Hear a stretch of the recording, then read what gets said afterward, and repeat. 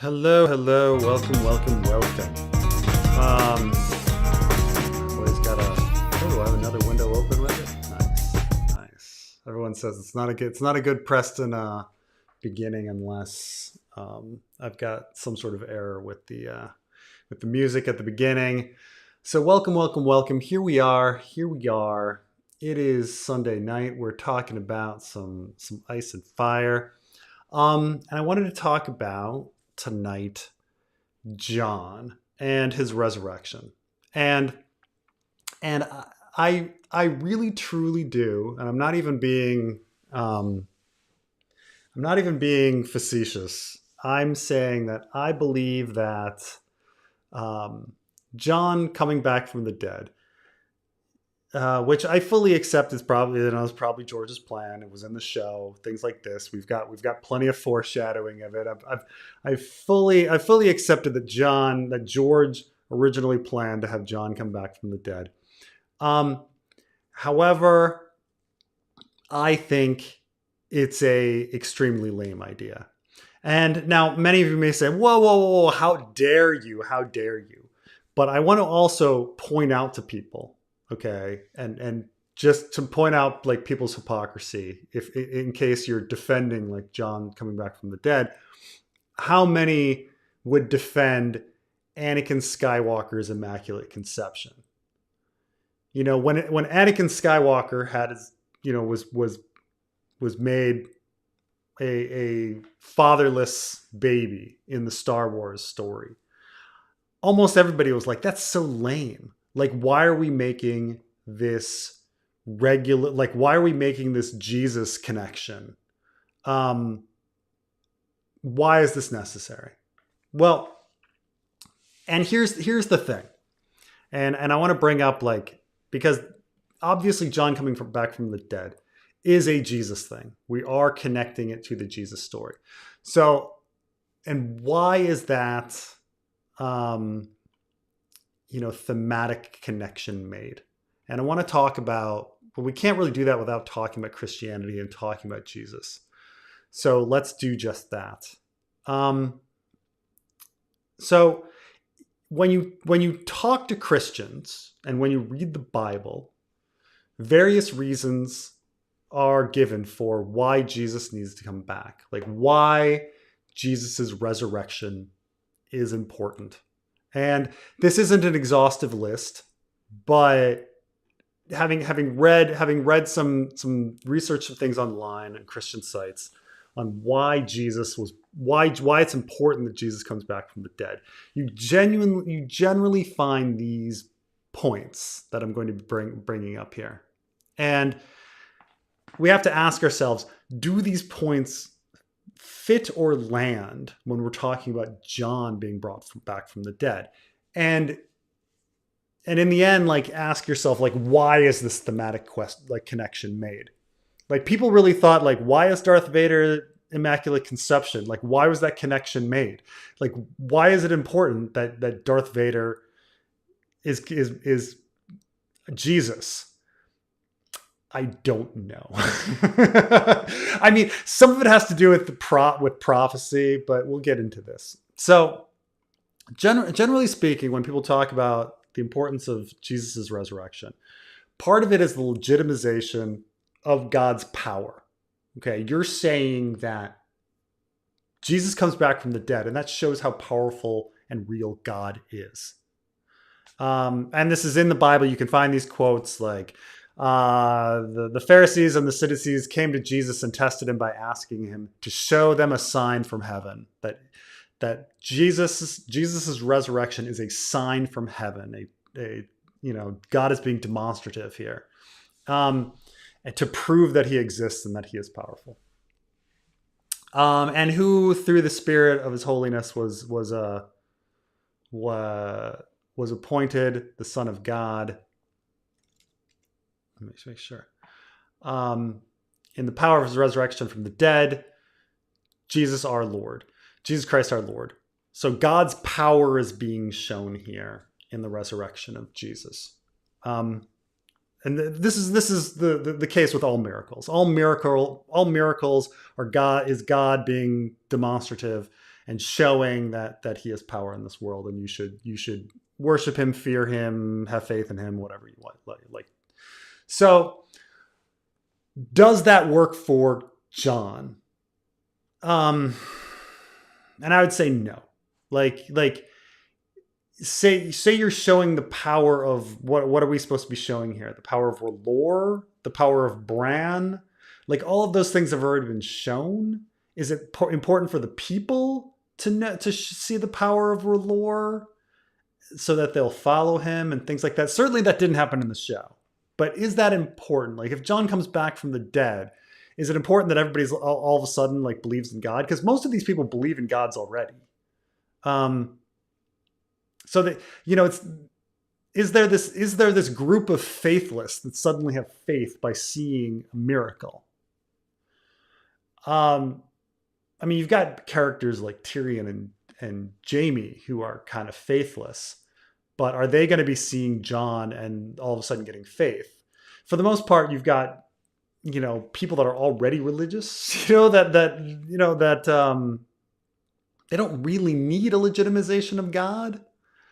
Not to mention, this a lot of these aren't going to work because George R. R. Martin is an atheist and he's writing a story largely about free will, and so a lot of these aren't going to work. It's weird because the resurrection of Jesus is a tool for a deist.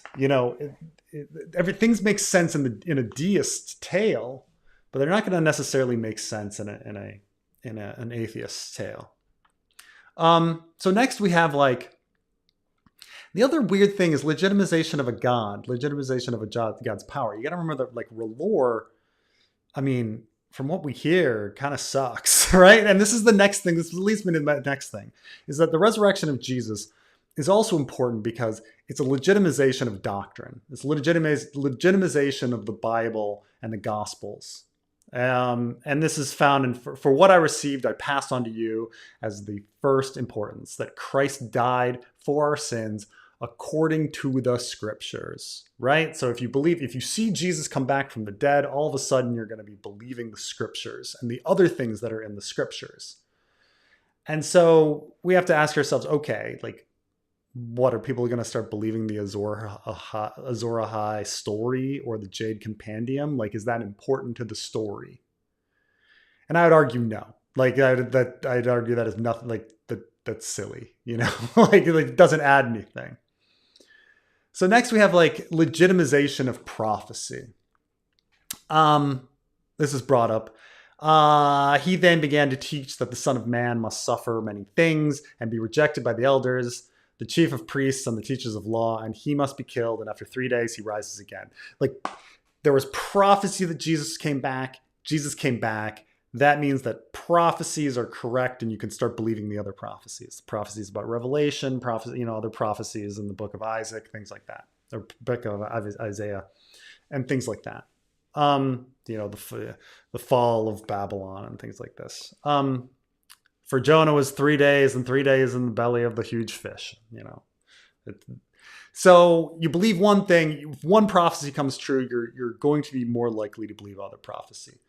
Is that necessary in the story, and for who? We as readers have already seen prophecy fulfilled, and we've seen some prophecy not fulfilled, but we've seen a lot of prophecy fulfilled. So readers are already primed for the believing of prophecy. But are any of the characters not believing in prophecy? Any of the characters need to be convinced. And I would argue not really. This is a very different world, right? Than the questioning, faithless world that Jesus is born into and Jesus is resurrected in, that needs to convert people. Next is a maybe. I'm going to go with here is legitimization of teachings. So he is not here. He has risen just as he said. Come and see the place where he lay.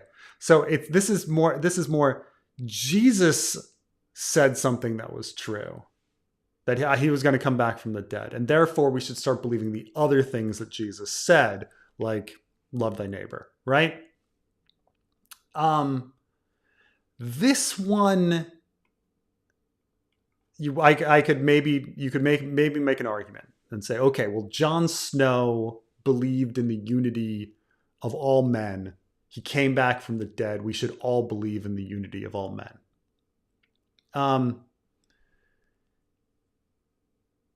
That could work, but what's really odd about that is that that George R. Martin is an atheist, and he's talking and he's writing this tale, and he's saying, well, the only way that human beings can possibly unite together is if they all see a miracle. The only way human beings will ever love each other as brothers is if they see a fucking miracle and therefore suddenly believe that like they should start caring for each other and have empathy, which is certainly not what George R. Martin believes. Like George R. Martin believes in empathy. He's a very empathetic person. He's never seen a miracle. Why does he need to see a miracle?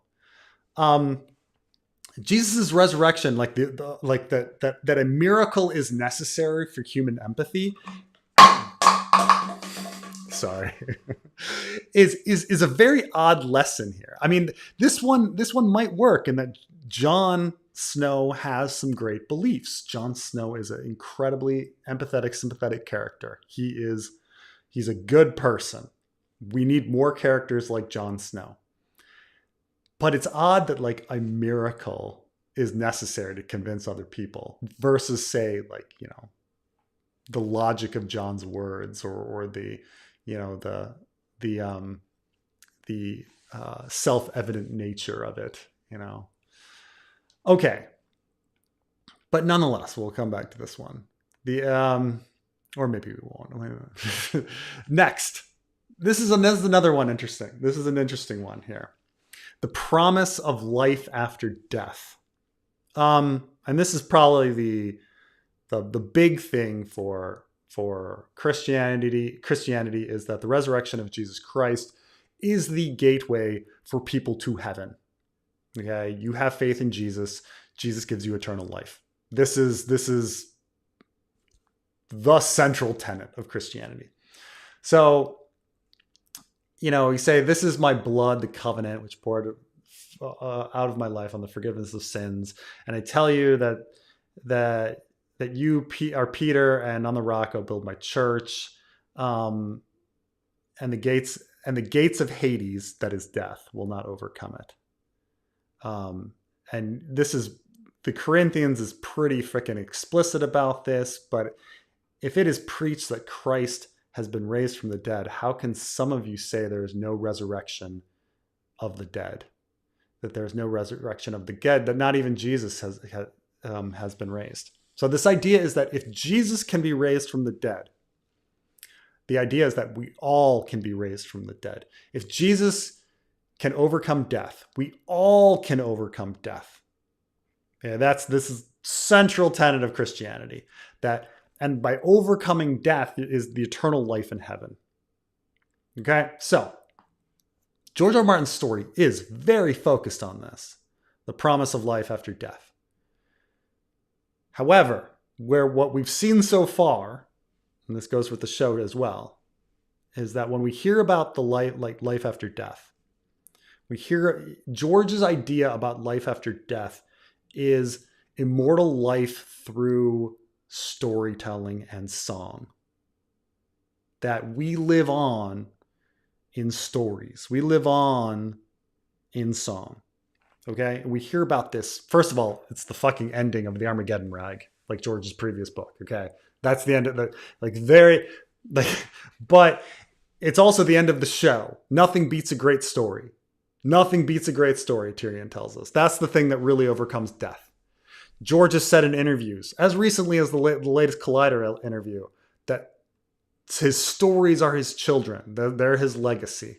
Okay? And then in the story, we hear things like Mira telling Bran, never forget old Nan. If you remember her, she'll never be dead. Or the pit fighters and Marines saying, who gets to live forever? Well, the people who die and whose names go on the wall, or the Ironborn being like, oh, let's die in battle and have glory and live forever in song.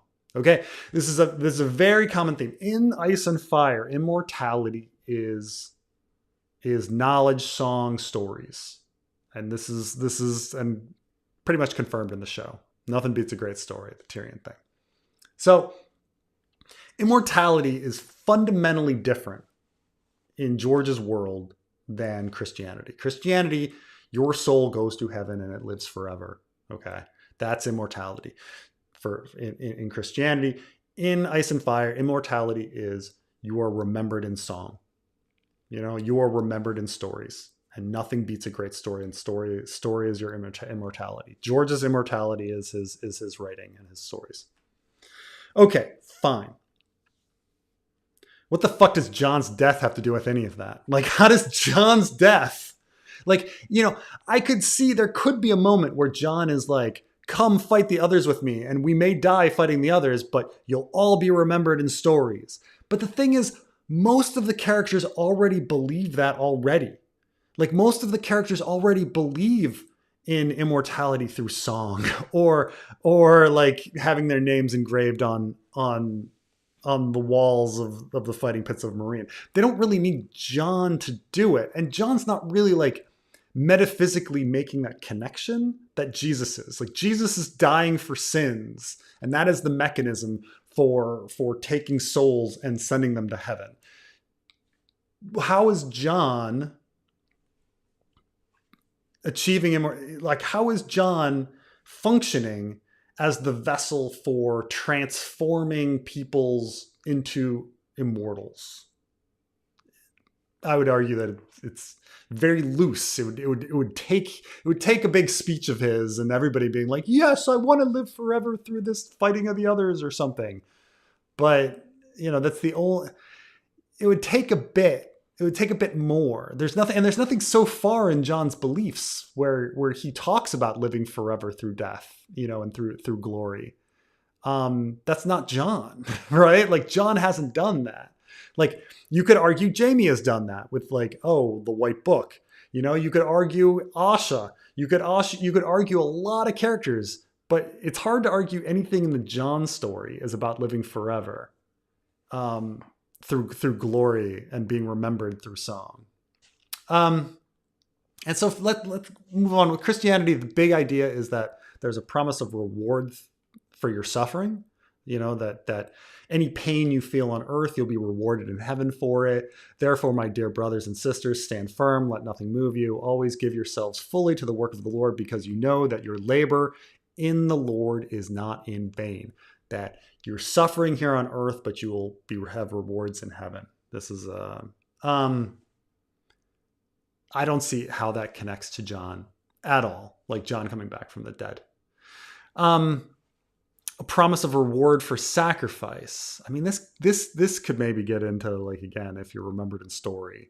Whoever does not take up the cross and follow me is not worthy of me. Whoever finds their life will lose it, and whoever loses their life for my sake will find it. That if you die in the name of Jesus, this is like the martyr's death.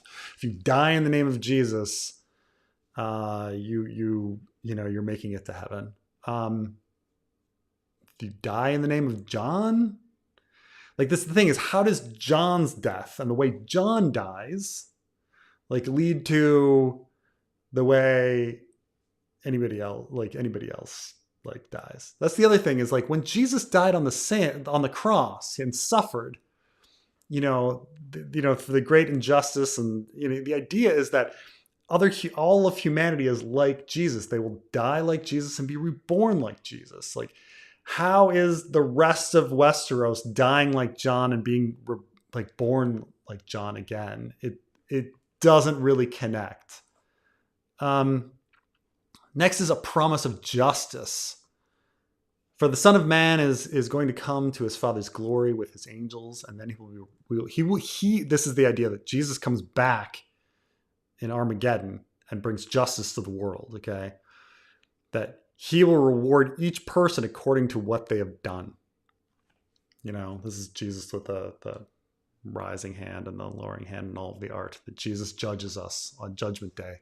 That's why it's called Judgment Day. That's why Terminator 2 is called Judgment Day. Jesus comes back and judges us. And that there's no justice now on this earth, but eventually there'll be justice because Jesus is the Lord.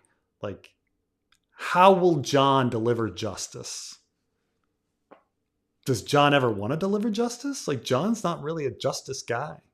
Like, yeah, he beheaded Alistair, he beheaded Janice Slint, but, you know, that's about it. He's never really, like, dwelled on justice too much, you know? How does that relate to his resurrection, you know? And then finally, the conquest of life over death in general. That I will deliver this people from the power of the grave. I will redeem them from death. O death, are your plagues. Where your grave is your destruction. I have no compassion. So yes, this idea that John coming back from the dead somehow and defeating death is a metaphor for the whole story. We're all fighting the others. And you're like, okay, that connection could make, I could see that a little bit.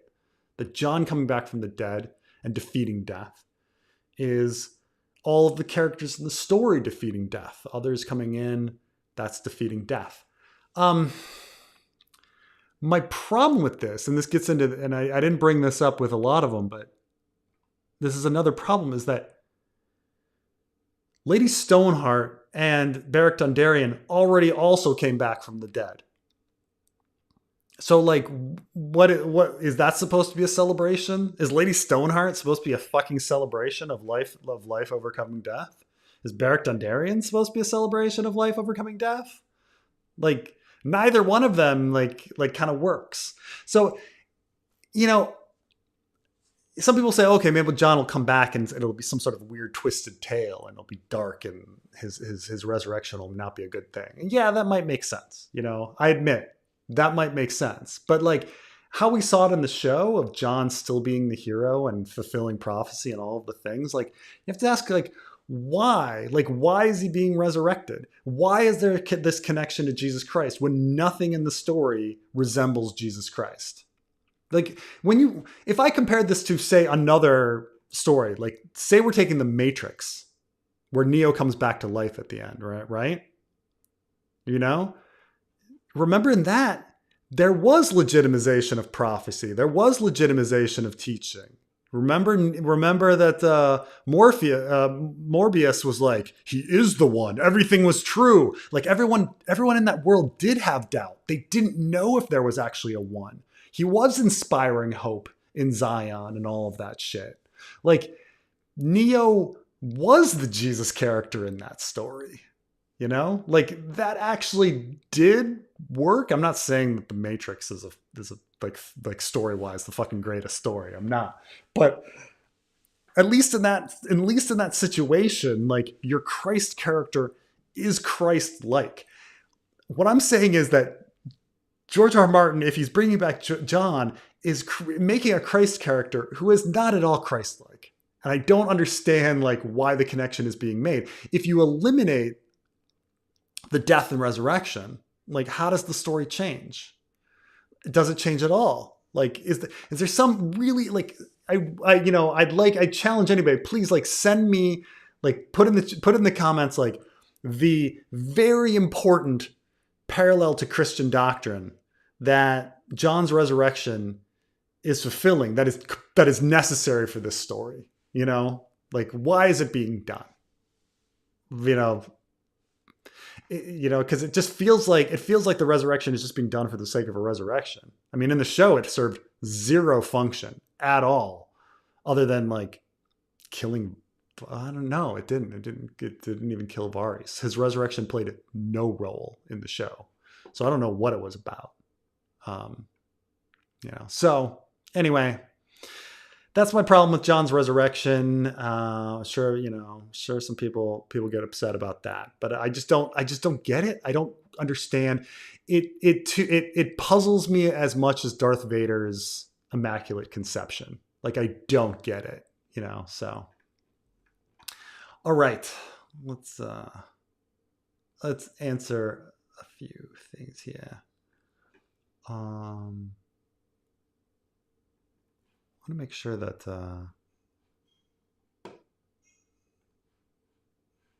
sometimes there's sometimes they order around my super chats, and I want to make sure that I get, and sometimes they delete some, so I'm just making sure that I have all of these.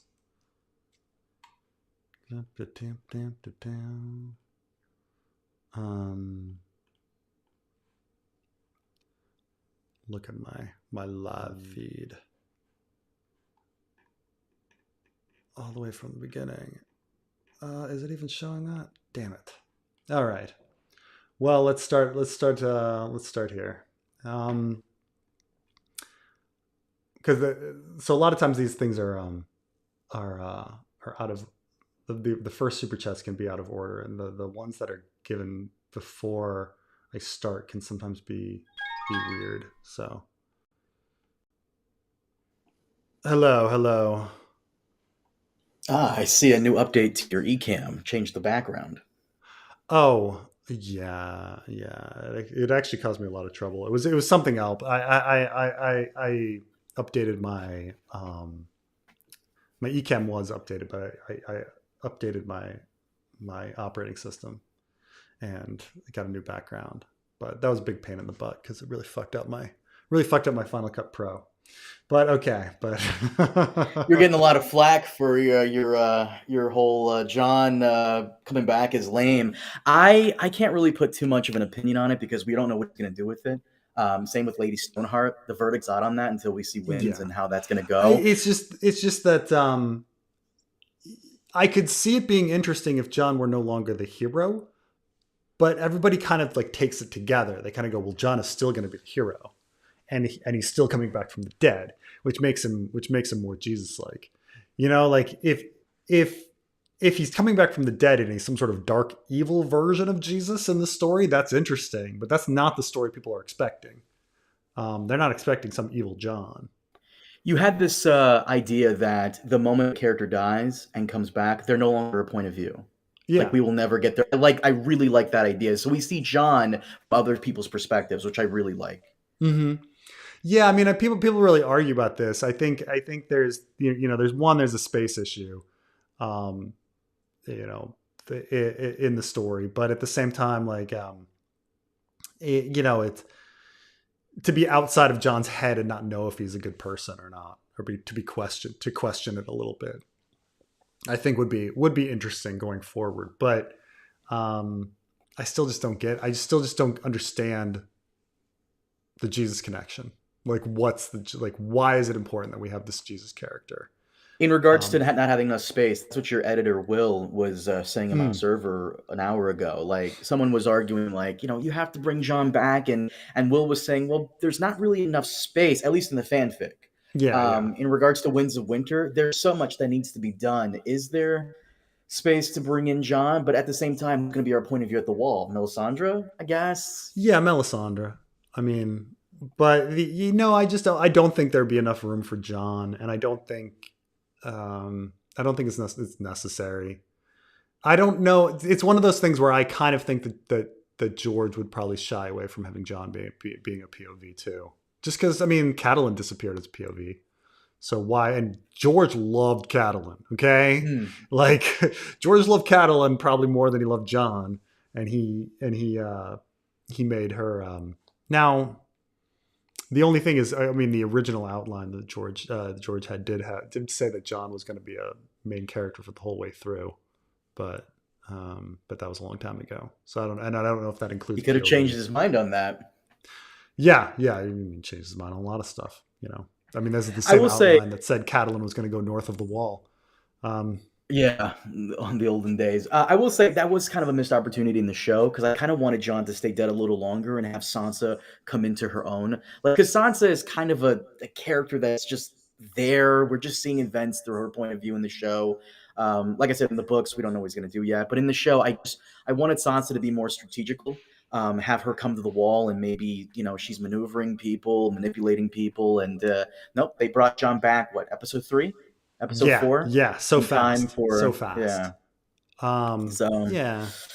So I don't know. I mean, it's like I say, you can do interesting things with bringing John back, but I think bringing John back in the classic hero sense, because when I was actually researching topics, I was going back to like the R plus L equals J, like I was reading like the boards back in like 2012, 2013 about like the whole John hard on about like fulfilling prophecy and being the hero and all of these sorts of things. Um, and that's the other thing, having the right like Jesus is of the right lineage, you know, like John is of the right lineage and he's brought back from the dead and he's going to fulfill prophecy and all of these things. Like, okay, you're making all the Jesus connections. Why are you making the Jesus connections? And why is an atheist, George, an atheist who's never had a God other than a short story called Why Are Children Afraid of the Dark? Like, he's never had an actual deity in any of his fucking stories ever. Why would he suddenly put in his magnum opus like a god? You know, like it's just be the weirdest thing. I just couldn't, you know, I couldn't imagine. So like what you'd think he was doing something dark and weird with it, or he just wasn't thinking. I don't know. Just throw like, why have this character come back? It's also really weird. Like, imagine if you had the Jesus story, but there's actually like three other people that came back from the dead who sucked. Like, how would that change the Bible? You know, like, because you got this Lady Stoneheart character that also has come back from the dead. What does that mean? You know?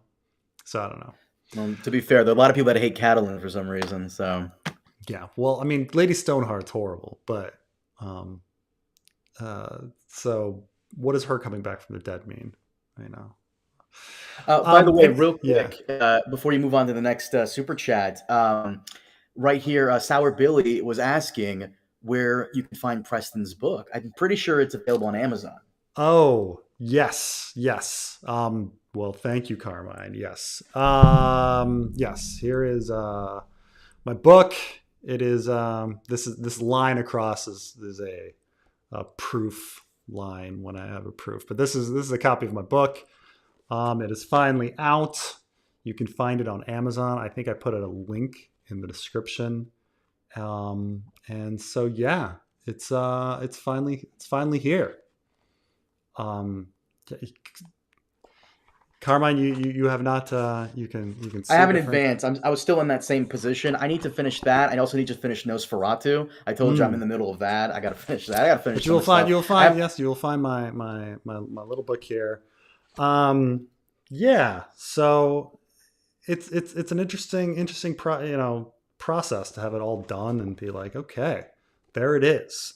People are going to order it and judge me. Well, some people have been judging it so far in my server, and shout out to the people there. Everyone has been buying it, and they've been posting pictures of them with the physical copy. People, Yeah. as far as Australia and Sweden, have been. Upert Duber over here in your stream chat saying, Preston, your book is so good. I've been loving the scenic descriptions. It's been a breath of fresh air. So, Upert, be Thank sure to you. leave a review on there. Yeah. Well, thank you. Thank you for that's very nice. Makes me feel very good. Well, to hear that people like it. You are going to have to figure out a way to give people signed copies because people I have been asking for know. signed I copies. know. I'll try to figure it out somehow. Next time I'm in DC, maybe have a signing or something. Also, I don't know if you got this. They emailed me instead of emailing you, but Dave and Dan were interested in adapting your book. I don't know what's going on. I would love that. I would. So, oh my God, like, it's like I still want to get into. I know I have to get into the super chats, but like, I watched the Collider interview with George, and I couldn't like. It was just Mila. First of all, Mila Jovovich, she says something really wise. It's very wise in the interview, and George kind of like is perplexed by it and then like moves on. But she said something that was like, you know, it was amazing. It was amazing because he's like, you know, these stories are like my children, and you've got to, you know, and he's going on about how the adaptations are really important to him, and Mila is like, well, you know, as someone who has children, you know, yeah, you're very attached to them, but at some point, there is a point where you have to let like your children go and like be their own people. And Shut I up, was like, oh Milo. my What the god, fuck like do you like know? Get the it was fuck out so, of here. it was so wise. I was like, oh my god, you're right. Like how like powerful and strong, and like the strong emotion you have for your kids, but to know that like at some point they're no longer yours, even though you want them to be yours. Um, I was like, wow. And like George just kind of perplexed by it. It's like, ah, and then he like moves on. I was like, oh god. It's funny because in the same thing, George also in the same interview. By the way, for those people who don't know, Collider put out an interview with George, Paul W.S. Anderson, and Mila Jovovich for that. What's that movie they were promoting? In the Uh, Lost Lands. and the Lost Lands. Thank you. And of course, it's getting terrible reviews because Paul W.S. Anderson made only two good movies in his entire life: Mortal Kombat, Event Horizon. That's it. No more ever Those are again. some good movies, though. But George mentions James M. Cain, who said, because apparently someone asked James M. Cain, this writer from many decades ago, like, oh, how do you feel about Hollywood coming in and messing with your stories? And James M. Cain said, they haven't done anything to my books. They're still right there on the shelf. They're fine. Yeah, And absolutely. and and Yeah, and that's what George said. I'm like, yeah, but I but George also doesn't. understand. Yeah, But I understand why the he's so problem is attached, that he has though. an incomplete series, and Sure. that's a big thing. Is you look over at the bookshelf and there's a couple books missing. That's very significant. Um, so he is right. If a story is a story, it still exists. I mean, there's some stories that like get. I mean, there's like Wizard of Oz, where like the movie is now more powerful than the original books, that they start affecting things. Like Wicked is definitely affected by the the movie than the original book, even though it claims to be a sequel to the original book. Like things like the Wicked Witch of the West having green skin is not in the fucking original Wizard of Oz book. Okay, and like that's like an essential part of like the Wicked story. But anyway, Well, um, I need to defend George for a minute here because your series sometimes can live and die on a bad adaptation, right? So, for hmm, example, Harry Potter was phenomenal way before the movies came out. Okay, fine, that doesn't count. But Aragon, the book about the dragons, hmm. that popularity went downhill after the lackluster movie adaptation. I don't know if you ever saw that Sure, one. but I think when people looking back, they'll only remember Aragon the book. Like they'll just be like, yeah, and there's the shitty I adaptation, and that's I it. don't know about that. Like, do you think Ice and Fire would still have been as popular had it not been for how great the first few seasons of Game of Thrones was? Oh, of And, course and I not. also, Of and I course also not. throw this at the Witcher books. Sapkowski, the guy who wrote The Witcher, was infamously upset that he only sold the rights to the game adaptation for $9,000. Then the games do very well, and then he starts selling a lot of books, and then the games start making more money than the books, and now he wants millions of dollars. So would he have sold as much books if it wasn't for the success of that adaptation of the games? I don't think so. In fact, I think The Witcher would have been a Polish only thing. It wouldn't have been a worldwide success as it was. Sometimes your series can live and die on adaptations, and all George really wants is for his adaptations to be decent. Hmm. And sometimes, people come in, and he even explained it himself in the Adaptation Tangle blog post from several months back. People think they can do better. He sees it as the showrunners and writers thinking they know more about his work than he does. That's how he sees it,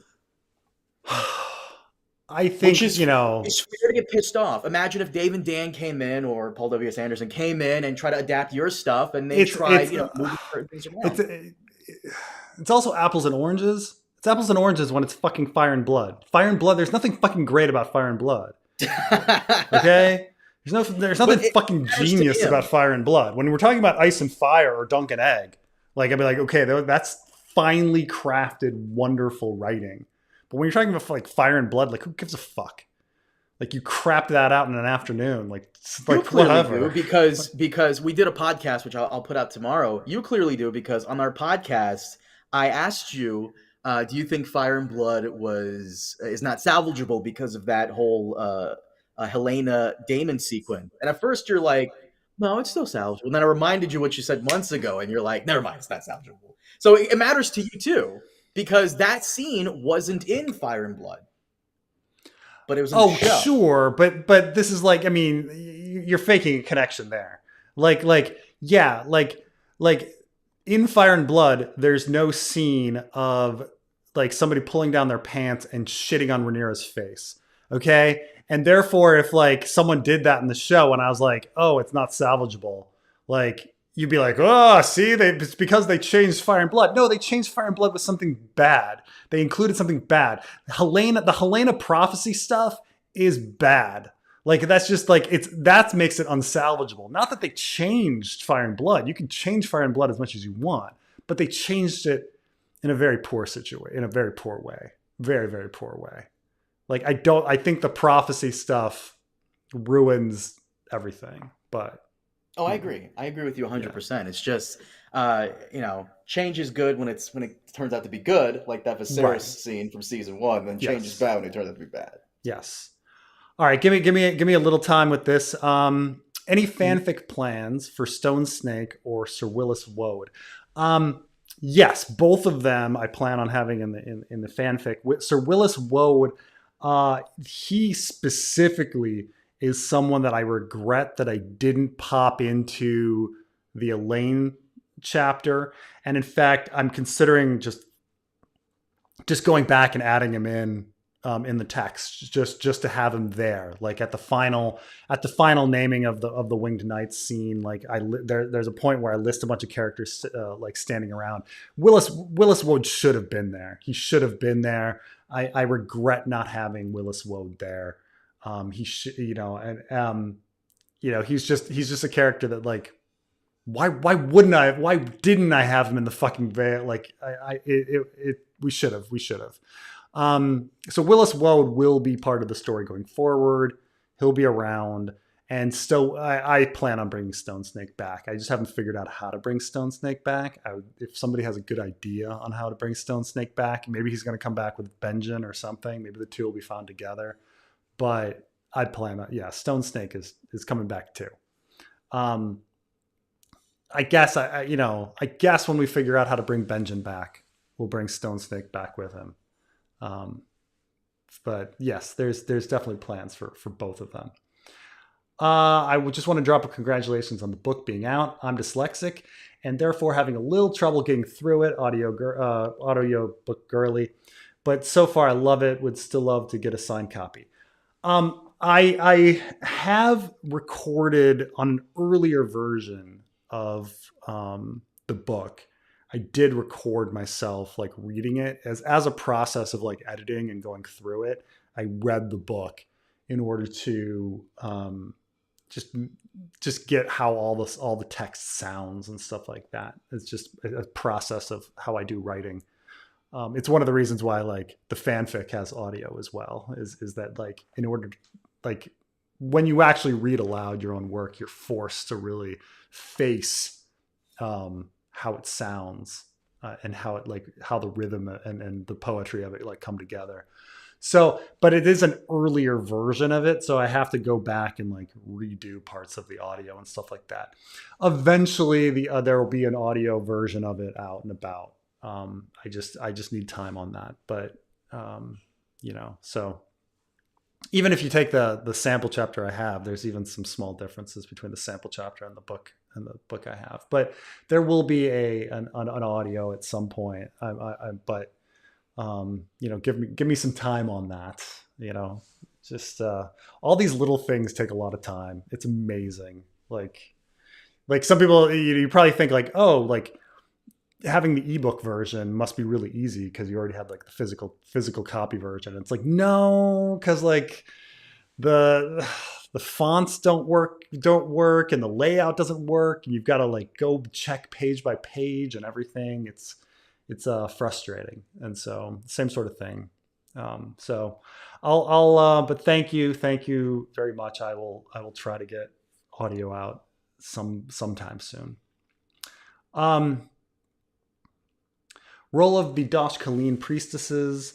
Um, Jor Tyr Pen? Is that Jorah Tyrion? Um, Pen. I have to figure that one out. Danny Hitler's speech in the fanfic to unite Westeros against the Sliver's Bay. Dario as Butcher King of Marine. Um, I don't know. Yeah, I mean, I don't know what kind of speech what kind of speeches Danny will have. I imagine at some point. She made quite a few in the show, didn't she? But I'm not yet sold on Evil Danny. And I don't know, I kind of when when people were talking about Evil Danny before the show happened, I didn't like it. I thought that Danny should be more nuanced. Like I think her just going full evil was kind of just simple and basic. And so when it happened in the show, I was a little disappointed with it, and I know a lot of people that didn't like it. I'm not sold. I'm not convinced yet if I want to do Evil Danny. I'd prefer to have her be more nuanced and interesting than just have her be a Hitler. Even though I understand from the beginning the Targaryens are the freaking Aryan master race. I get it, but I don't know. We'll see. We'll see where the story goes. We'll see if if she needs to become evil or what happens. What sort of experiences she goes through. But it's undecided at this point. I'm undecided on where to send Danny and her personality. As for Dario as the Butcher King of Marine, I don't know where I want to go with Marine, but I'm not upset with the way the show left Marine as a mystery. I think King is probably a bad way to leave things. I wouldn't have Dario be the king, but I think it would be very interesting if Marine, um, you know, gets some sort of democracy, and you know they have to decide their future, and then we kind of like leave Marine like that, up to themselves. Because I mean, that's really Hisdar, and Hisdar's like belief in Marine like is actually quite touching. Like that he believes that there's a way forward to grow as a city, and that there's hope for them. And I really like that Hisdar idea, and I would love for somehow there to be hope for Marine, rather than it just be this hopeless mess that is supposed to just be burned to the ground, as we're seeing it right now in the story at the Battle of Fire. I would love for some hope for Marine. So I don't know about Butcher King Dario. I would like some glimmer of that. Maybe there's some sort of future for it.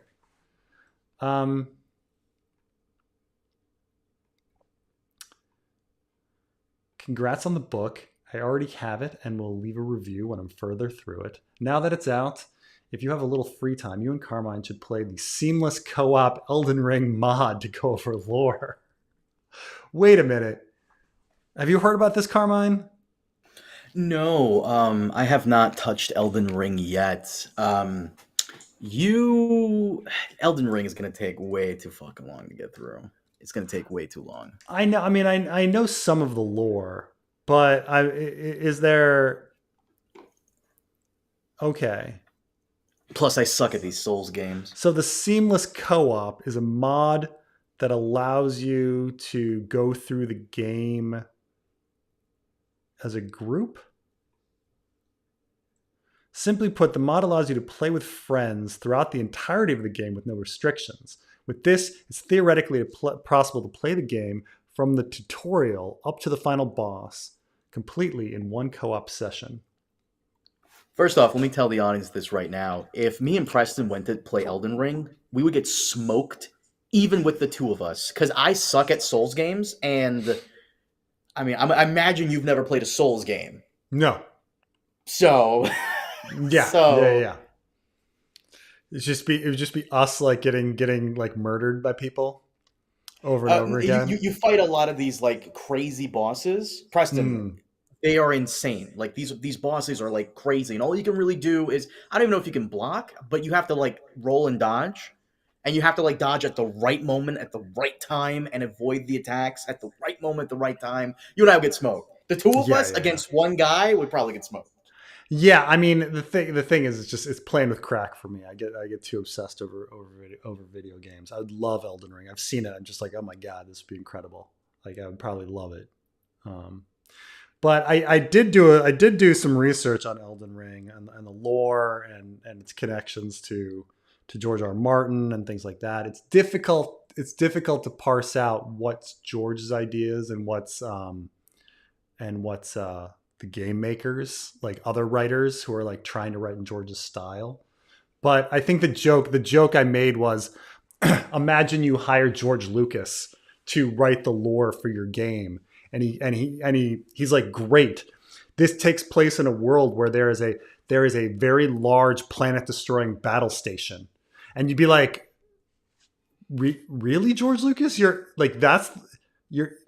you're giving us the Death Star. Like you're not doing anything else. And he's like, yeah, no, it's just like there's a huge battle station and it can destroy planets. And that's like the main threat. And you'd be like, really? Like, and because Elden Ring I know is like there's a tree that gets people's souls, right? So like in the middle of there's like in the game, right?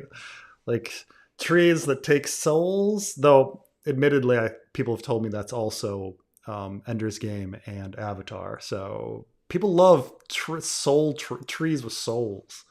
Seems to be a pretty common thing in It's literature. Yggdrasil, right? Yeah, well, I don't think there's a soul in Idrisil.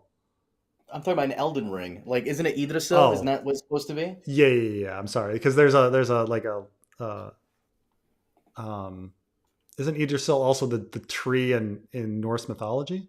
Yes. Yeah. Okay. Yeah. All right. So nonetheless, I would be it's down for like us to play. I don't want to do it live stream because I curse too much. I would be down for us to play the Game of Thrones game, the King's Road game. yeah, yeah, yeah, sure. If we can Hmm. figure it out. I got you. Yeah. Um. Hello, Preston, fellow federal employee brother. Tomorrow is my orientation for U.S. Postal Service. Perfect time to become a federal employee. Yeah. So U.S. Postal Service, I think, was exempt from the hiring freeze. And so, yeah, I mean, you got in there. There's very few places you become a federal employee right now, which is a shame. There's going to be this gap um, in employment, like in employment for many years. It's going to be sad because it's not just going to be the time of this. Like, let's say the hiring freeze lasts a year, and they like were trying to get rid of like probationary people, so that's like a year, and a lot of other stuff. But then every like person that's in like grad school or college that was thinking about going into federal employment, they're gonna like not go into federal employment. So you're gonna have this like gap of like at least 5 years where there's just gonna be like not good solid quality people like going into federal employment, which is sad. But yes, welcome to public service. It's good to have you. But yeah, it's a tough time, tough time. Um, 50 pages into PJ's book, feel like the main characters are all slices of PJ himself. Yeah, I mean, they're all me. They you got to write what you know, but yeah. The role of the Dosh Colleen priestesses. Oh yeah, yeah. Oh, I forget. Yeah, I forgot to talk about this. This was on twice. Yeah, yeah. Here it is. I forgot to talk about the role of the priestesses. Um, the I do think that so in the books they establish the priestesses as that the calls are all in service of them, and so all if Dany is taken in as a widow and she becomes a Dosh Colleen, and she rises to become like the leader of them, then she could conceivably control the Dothraki that way. But the show was a little more realistic. They were like, yeah. We're supposedly the leaders, but not reality. No. And so Dany instead red weddings all the Kyles and um, takes control that way. And that works too. I think the show is probably more realistic, even though it involved a supernatural kind of aspect. But this idea that secretly the Dosh Colleen are the real controllers of the Dothraki seems a little far fetched. But even though they're very Bene Gesserit, right? Like coming up with prophecies and shit, like like these advising women that have all these sorts of prophecies. They're very Bene Gesserit. Um, but either way, Dany is going to become the leader of them, and then is going to take control of the Dothraki one way or the other, right? So either she does it the way they did in the show, or she does it through just she's now the leader of their group, and she can dictate whatever they say. But she has a vision of all the Dosh Colleen kneeling to her in front of the lake, and so that's probably going to happen. And she's the Dosh Colleen are going to bow to her, and so either she gains control of the Dothraki because the Dosh Colleen already ruled the Dothraki, or she takes that extra red wedding step, like she did in the show. But either way, oh, loving the book. Prose are brilliant and dialogue so real and genuine. Thank you. Oh, thanks a bunch. That makes me feel really good. Yeah, it's funny because my wife read the book and she really liked all the descriptions, but she was more into like the descriptions of the atmosphere of stuff than the dialogue. And I was, but I'm more of like a dialogue guy. Like I write the other stuff, but I find it harder, and I'm more of a dialogue person. You know, um, I really do kind of appreciate Quentin Tarantino's like ability to write dialogue. But his description of dialogue is people don't really talk this way. That's why it works, because the way people talk in real life is boring.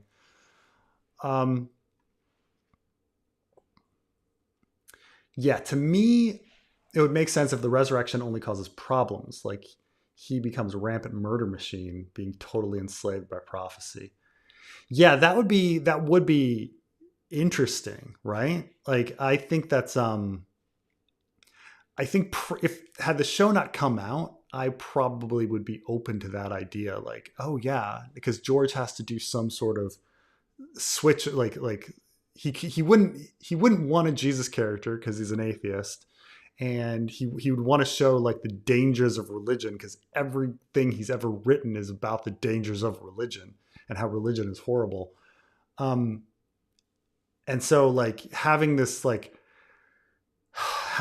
character who's come back from the dead, who's leading people in a religious war, would just be like this fucking horrible thing. I totally I would have like been like, that would make sense to me. The show is the thing that confuses me, where I'm just like, oh, they had him come back and nothing happened. That's really weird. It's anticlimactic. So I'm totally with you here. This is like like had the show not come out, I would have been like, yes, that's if John does come back, that's the way he'd come back, like as like a dark evil Jesus, like as an antichrist, right? Like that kind of thing. But the show just threw me off. The show really threw me off. Um, um,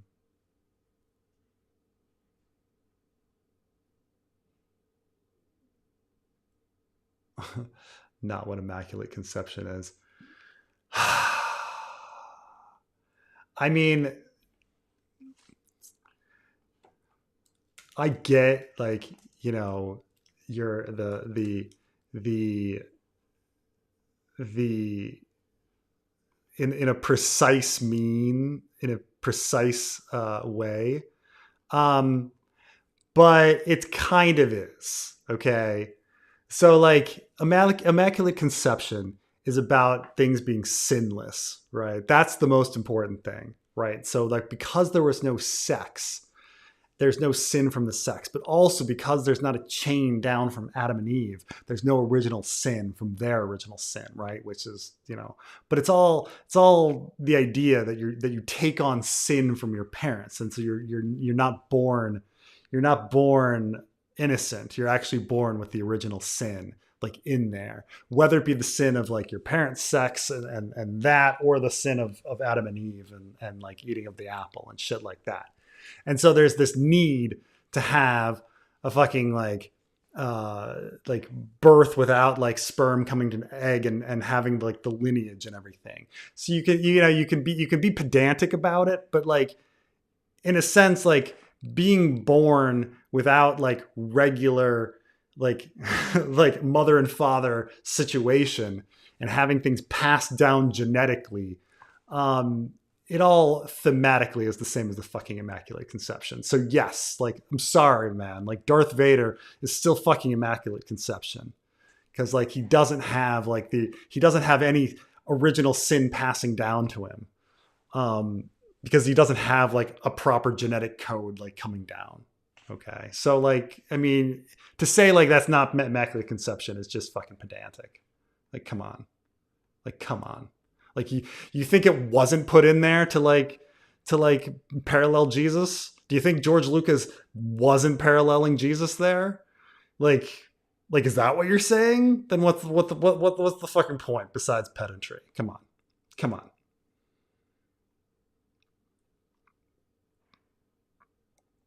Up and down. I mean, his conception was by design. I mean, Jesus's conception was by design, right? You're just it doesn't. It's just it's God's. Um, you are the chosen one.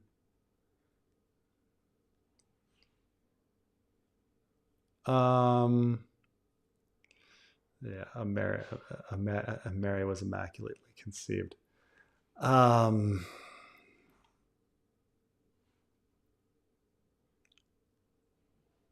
yeah, it doesn't. It all doesn't matter. Yeah, it doesn't. I mean, I think they're both were immaculately conceived. They both were, right? Both Mary and Jesus were immaculately conceived, right? I mean, I'm just like going through the words here, right? Like, immaculate is clean, conceived is, like is when something is like an idea is conceived. It's like the impetus, the start of it. So I understand that like Mary is immaculately conceived, but how is Jesus not immaculately conceived? Like, like come on, like what the fuck? Like, so ridiculous. Yeah. Um. Thank you, guys. Thank you, Preston. Nowhere else can I talk about Jesus, Darth Vader, Jon Snow, and and the Dream of Spring. Did you see my John Aaron and Aegon's Dream emails? Yes, yes. I do read my emails. I do see these things. But I haven't. Sometimes I need time to like sit down and like process them. But yes, I did see the emails. But yes, talking about Darth Vader and Jesus and Jon Snow, of course. Like, what else are we gonna fucking do on Sunday night, right? Come on, who's got anything better to do?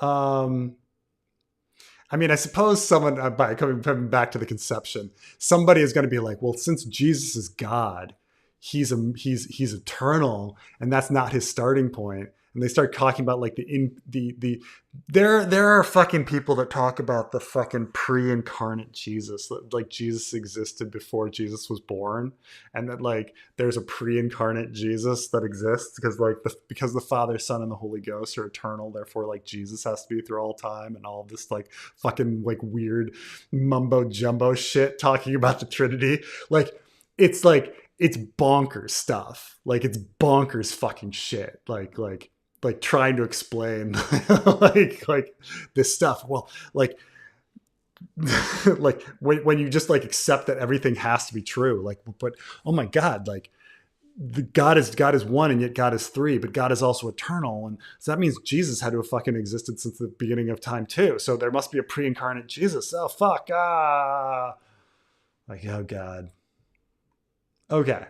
Um.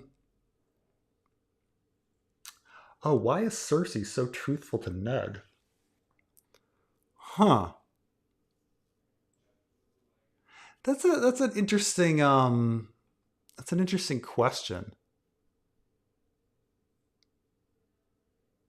You say, I mean, so we come to the I instantly going to like the famous garden scene of Ned and Cersei where he addresses Cersei, and he immediately says like your brother, your lover. And the question is like, does Ned really have anything on her at that point? Like in all seriousness, um, like the book, like he knows about the bastard, but he doesn't really have the bastard in hand. And he's got the book, but the book isn't really that convincing. And in fact, as I said, like I've mentioned this before, that Ned Stark's super sleuth, like proving that Joffrey, Myrcella, and Tommen are not Roberts could maybe be established, but in no way does Ned prove that Jaime is the father. Like he proves he says, oh, when looking at these instances in history of Baratheon and Lannister, the Baratheon black hair was always dominant over the Lannister golden hair, like in all of the times. Okay, fucking great. That proves nothing. I mean, Cersei could have had an affair with anybody else, like anybody. Um, and there's a cut there. I mean, granted that crime is already pretty serious for Cersei, probably punishable by death, but it's odd that to take it to it's odd to admit to this to the incest, and Ned's jump to the incest comes from nowhere. I don't think anyone would like put naturally put in Ned Stark's position and finding out that Joffrey is not Roberts. Okay, fine. How many of you would immediately go to she's fucking her twin brother versus she's fucking Preston Greenfield, she's fucking Lancel Lannister, she's fucking Aerys Oakheart. Like any of these other people are just as fucking likely, right? Like they're all around. Why, how does he jump to that? But nonetheless, like why is she so honest? I mean, if I'm trying to make an argument for it, I would say that Cersei hates herself and she wants to destroy herself, and like she does things that like endanger herself constantly because she hates herself and wants to get a rise and finds it exciting and finds it liberating or something. Like why does she receive a prophecy that she's going to have 3 kids and then have 3 kids? Like fucking stop at 2, have 4. You fucking hate yourself. So I think like the explanation that I would put in there is that Cersei hates herself, and that really she's like, she gets off on the fact that she's like facing danger and overcoming it, and she's just tired of the lies at this point or whatever. But that's definitely the way I'm going with it. Um, it's like my best explanation because you're right. She's way too. She could have just been like, I don't know what you're talking about. And when he shows up with this like book and he's just like, look, historically speaking, there's 4 instances where in history where the black hair like beats out the gold, and I'd just be like, that's fucking stupid, man. Like, what are you talking about? She's also kind of Yeah. dumb in the sense where in the book they didn't do this in the show, but in the book, doesn't she put her hand on his thigh and offer to like Oh yeah. yeah. So I think she does that. Yeah, she does that in the book too. Let me no, see if I she can. doesn't in the book. She does not do it in the show, is what I said. Oh yeah. No, the Mhm. great thing is when she tries to seduce Ned in the show. That would have been fucking. Now that would have been a shock. Like she tries to seduce Ned, and Ned just like is into it, and they bang. Like that would have been something. That would have That's a been a that's a turn, what right? if yeah, that's a what if video. That's a Imagine. what if video, right? What if Ned gave in to Cersei and banged her? Oh my god. That would have completely changed the story. Holy shit. And then she turns around. No, my love, Joffrey is actually Ned Stark's son. Like, She's how do you pull lying. that off? When was the Greyjoy Rebellion? When was the last time I saw her? um, oh, you're given the choice of being able to influence time. The Winds of Winter and Dream of Spring, released by George R. R. Martin in 2014 and 2016, fully finished. Would you do it or leave it? I mean, that would be really what? What? I would love to have those books out. What are you talking about? That would be great.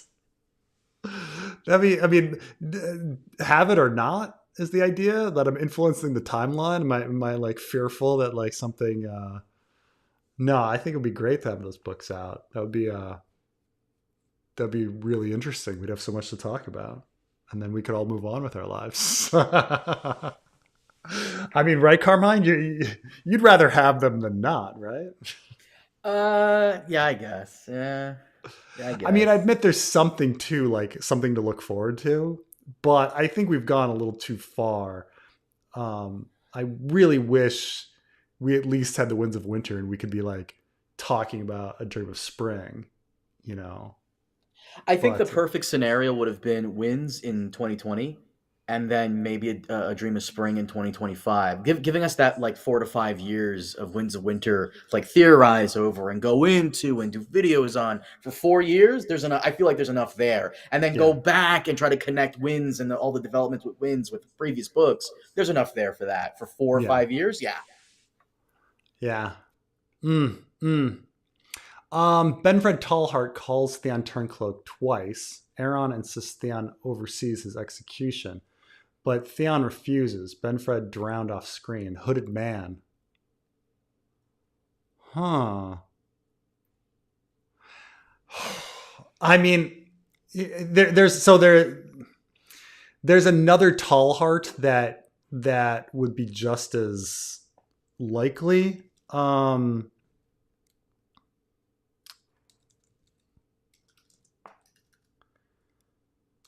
So here's the thing though. It's not him being called Theon Turncloak. It's him being called Theon Kinslayer is what we're talking about here.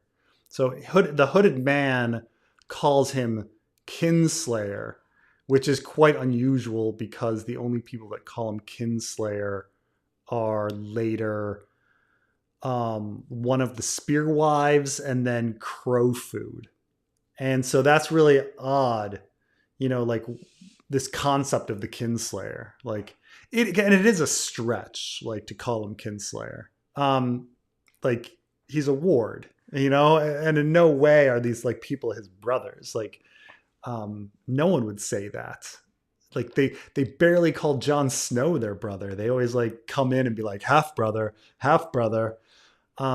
So this idea um, that like it's a natural like uh, you know connection to Turncloak.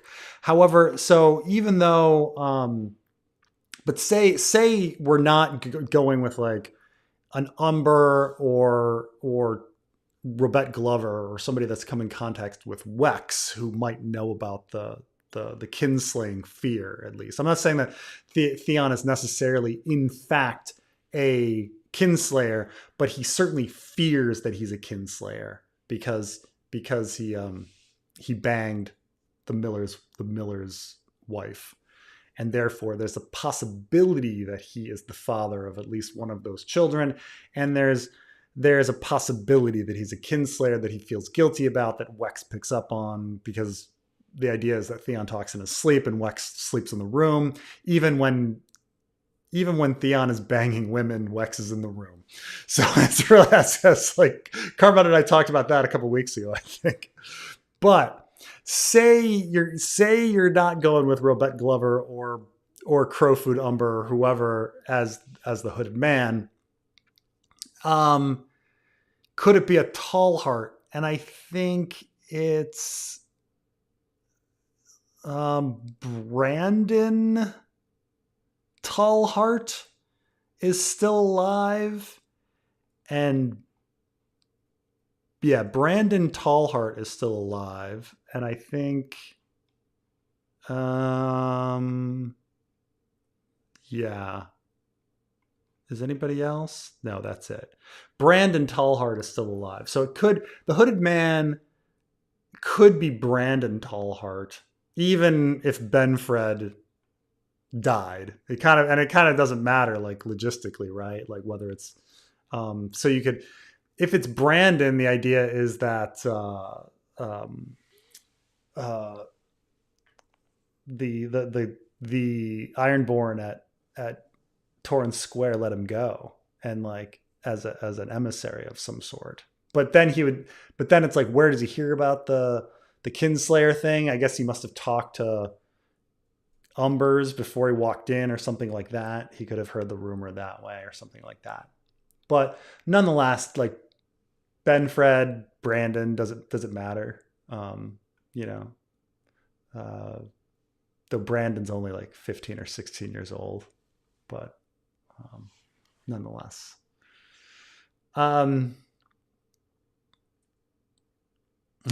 Wait, why is Hades in the Bible? Crossover episode? I think it's just Hades is another translation of hell. That's all. It's just. I know.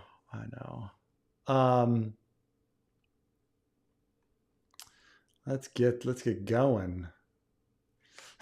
My God, Preston, you're putting me to sleep. I'm still back at like the Bible quotes here.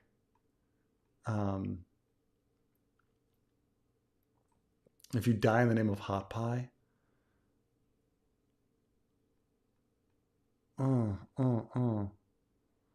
Okay.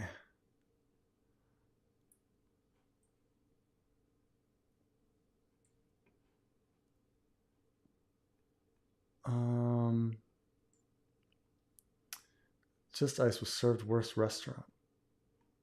Morbius. Did I say Wait, what did I say? What did I call Lawrence Fishburne? Not Morbius. I called him. Did I call him Morbius? I have no idea. But what he was talking about over there earlier was serving ice at the restaurant is George's Restaurant, the Milk of the Poppy. Oh. Mm-hmm. He says it's gonna have food. His restaurant. I mean, so you were telling me that when Glytus had lunch with George, he said, and that which was about a year ago, he said, "Oh yeah, I'm opening a bar soon." But that was a year ago. So soon that was a year ago. He said later. soon. Yeah. Yeah, soon was a year later. But yeah, no, what I read, it's a really small bar. It has a capacity of only about 50. It's in the railway district because George also spent some money on restoring the Santa Fe Railroad and like adding dragons to the trains or something. I think it's also near his cinema and his bookstore. So I feel very bad for the reviews. Well, not maybe. That depends on how good spirit about it people are. Have you ever seen the movie American Psycho with I Christian Bale? have. Yeah. Remember where he's talking to Jared Leto and they're deciding on whether to go to Dorsia or whatever? Yeah, yeah, So Dorsia is a real restaurant in New York City, and people will leave reviews all the time citing that film. So I'm expecting them to do the same to George and this Milk of the yeah, Poppy yeah, restaurant. yeah. For many middle class young people on the right now believe it's all about aesthetics. They view the left um, androgyny and modernist buildings, and the right as hyperfemininity, hypermasculinity, and neoclassical buildings. Um, uh, so there's a larger question of like, does does the does conservative culture value like old looking stuff? Um, and I'd say that like if you it's all about aesthetics. I mean, I don't necessarily think that, like I agree with you that um when the reason that people build, say, the Capitol in a neoclassical style is that you're trying to take the legitimacy of the past and say that we're legitimate because we look like the past. Like people do this all the time. They'll say, "Oh, well, this prophecy is 5,000 years old, or this is 5,000 years of Talmudic uh, tradition," or in China they're like, "Oh, China 5,000 years of Chinese culture," as if like something is old, therefore it must be better, you know, which is not true. And people can do the opposite too. You can be like, "Oh, this is brand new," and this idea that something being new is somehow better, which is also not true. They're both, fallacies. But nonetheless, this is why you have architecture that's either modernist or classical. You're trying to tap in to the legitimacy of something. That if something's new, it must be like novel and inventive and creative, and if something is old, it must be tried and true, and built on solid foundations of Rome and Greece and Egypt. But this is the reason why the mall in DC has a big Egyptian obelisk and Roman columns and things that look like Florence and things like this. Okay, they're getting the legitimacy. They're trying to tap into the legitimacy of the past, while other stuff is trying to take the modernity of the future. All of that is true. I'm not sure if I'm going to be accepting that it's somehow linked to masculinity and femininity. Like I'm with you on that buildings might be correlated to political thought. I think there probably is some sort of correlation there. Um, I don't know if I'm connecting it to um, masculinity and femininity. Perceptions of masculinity and femininity tend to be cyclical. There are times of androgyny and then times of hyper binaryism, and then back to androgyny and so forth. I mean, in ancient Greece, things were all over the place with regards to sexual preference and sexual identification and things like that. So, I'm with you up until a point. I don't know if there's that leap there. So, you know, um, but it's too bad, and it'd be too bad if people are very focused on the aesthetics of things rather than actual public policy, which is too bad.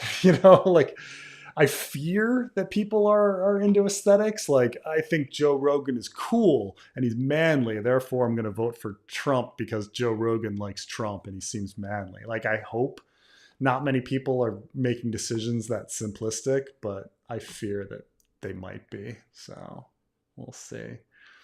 Um, did Vylar sexual assault Taisha too?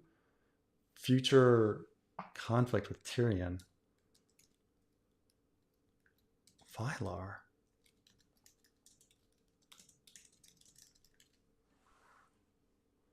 Oh. This is a character that I totally forgot existed. He's the captain of the Lannister guards in King's Landing.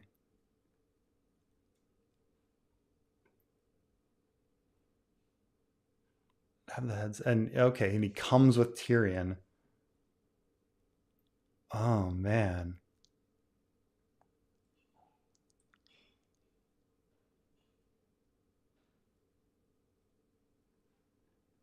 Huh. This is fascinating. Now, oh my god.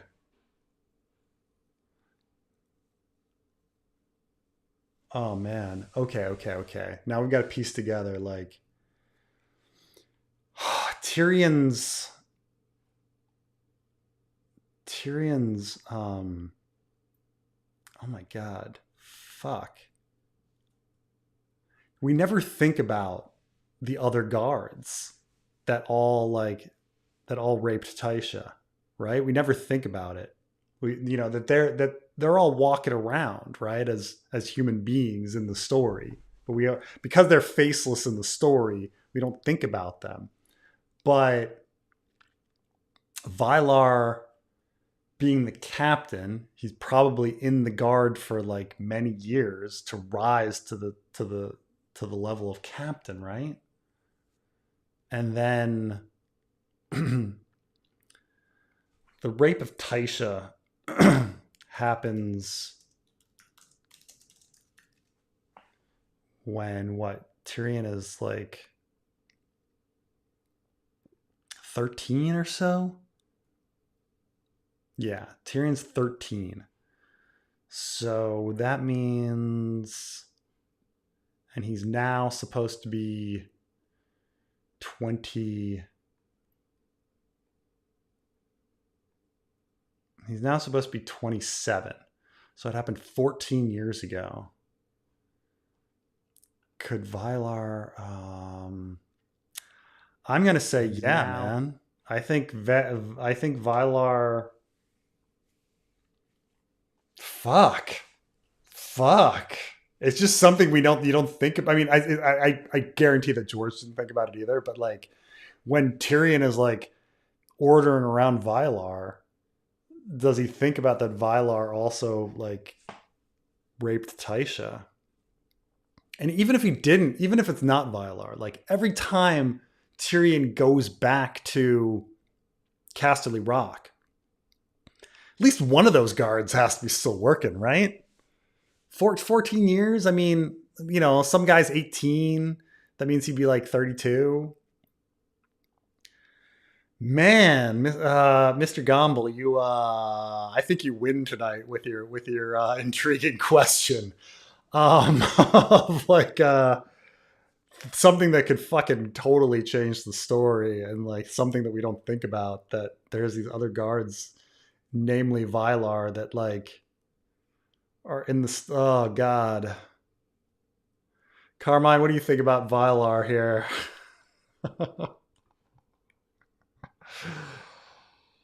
Oh, I'd love for him to have. He's probably off doing his laundry, but like, I want to have him like input, be like, "Oh my god, it's so fucking. It's just so fucking dark and weird that some of these guards are still walking around." Did you just call for me? Because I was had to grab something. Okay, um, I got a question here. Okay, It's about is it about the captain of the guard who may or may not be still imprisoned? right. So Vylar is the captain of the Lannister guards who may or may not still be in prison. He was captured at River Run, right? And it says that he was still alive in the appendices. So the idea is that Jaime, when he ended the siege of River Run, the idea is that Vylar would be like freed at some point, and so at this point he would be heading back to Casterly Rock. But the idea is that Vylar, like in all the scenes that where Tyrion like arrives at the capital with Vylar, because he's a captain, he's probably been employed as one of their guards for a long time, right? Carmine? Yeah, makes sense. Okay. You think he's been employed 14 years? If Tywin's making him captain of the guard, then he's probably been at this for a very long time. Yeah. So you think Vylar raped Taisha? Ah. That's what I'm saying, man. Like, fuck. Ah. That's a stretch. Do we know much about Vylar, like his personality? Is No, we know he nothing. We don't know. Like he's just exactly? He's just tired, a like guy a that nobody. takes orders. So He's I just this gotta dude. say, the assault on Taisha is look it's hyper focused way too much in this fandom. You Well, it's guys. yeah. Mm. Because I Uh, remember like people saying like maybe Tyrion will encounter her again in Essos somehow, or maybe towards the end of the story he encounters her again. It's just I don't know, man. yeah. I mean, to like talk about it. Oh God, though, he might know where she went, though. You know. But then he never fucking asked Vylar, like, hey. Well, he didn't probably care. He didn't. He didn't. Tyrion doesn't want to know where Taisha went until he finds out the truth. But the fact that Vylar might know, oh man, fucking Vylar, Here we go. It's just another character for like fucking LRD. Vylar, man. He's also Oh just got God. fucking like this is like our fucking what's our guy from Berserk with the Boys, um, Zondark? Zondark. Oh God. He's got a name like Zondark. It's such a fucking horrible Vylar. Mr. Gombo, what the fuck have you done? Have you included a new Press is gonna be like thinking Vylar about seems this. like what a raincoat would be made out of. So, like,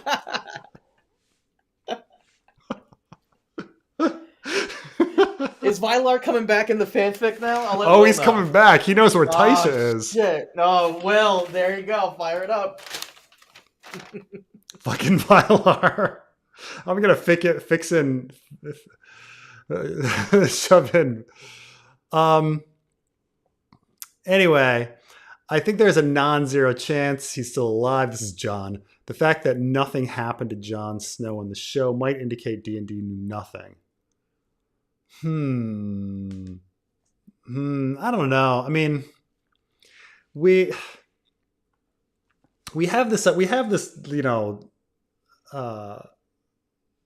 mean, obviously George changed his mind, but George's original plan that John was going to be in the story the whole time.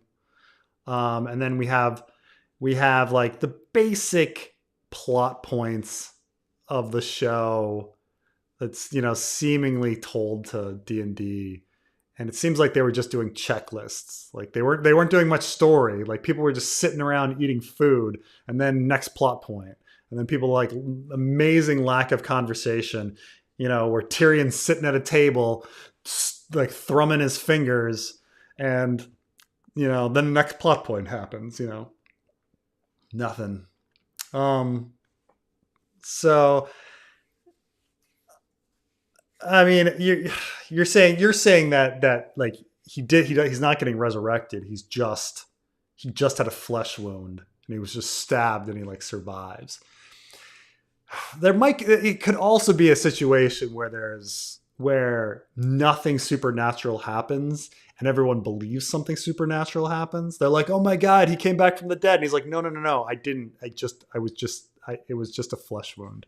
And everybody's like, "Oh my God, he came back from the dead." No, no, no, no, no. It was just not that bad, So it could be something like that too, All those where stab there's wounds miss every ambiguity single in the vital. story of whether or not there's something supernatural going on. All the stabs miss every single vital organ. Yeah, yeah. You never know. Um,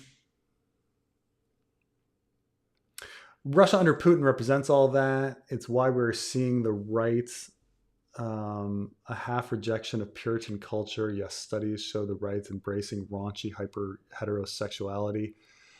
I mean, I think there's always been an element to society that and I'm talking about like conservative society that like um, embraces hyper masculinity, or like being a man. Like, you can go and like there are these like manly magazines from like the 40s and shit where that you can read that where people are all obsessed with this kind of stuff. The same shit. Like, whether it's going to war or whether it's growing beards or being, this sort of stuff always existed. I don't think there's any necessarily a big change in this that you know an embrace of masculinity leads to right wing thought.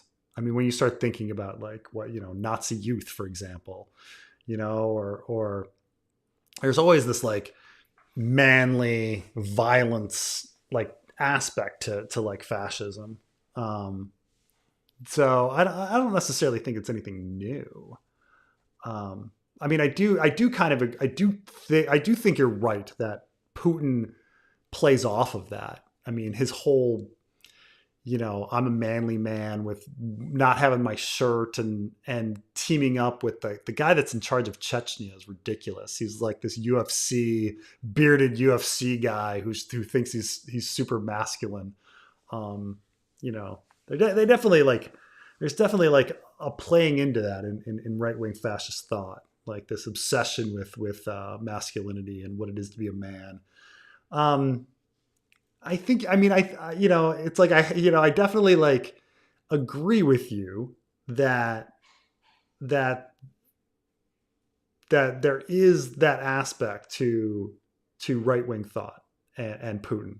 I agree with you that there is some sort of weird, like nexus with like ideas about masculinity. I don't necessarily think that like masculinity can be defined, but I understand like what their definition of masculinity is and their obsession with it. While masculinity can be defined as anything you want, but like they have this idea that it's drinking heavily, being physically strong, being violent, growing beards, being muscular, smoking cigars and cigarettes, like that kind of thing. Um, so I get it. I don't. It seems like though that this like society has always been there's always been an element that's been obsessed with this bullshit. Um, it's like I see what you're saying. I see what you're saying. I just don't know if it's a new thing. I mean, I get that like all these news articles are out lately that there's like this masculinity crisis, and people are seeking out male role models online and finding Andrew Tate and bullshit like that. So maybe you're, I don't know, maybe you're onto something. Um, so I don't know. I mean, I don't know. I don't know if I have to look at these like trends. Have to take a survey. Being manly in the way these Republicans think they want is such a pain in the ass. Like, Yeah.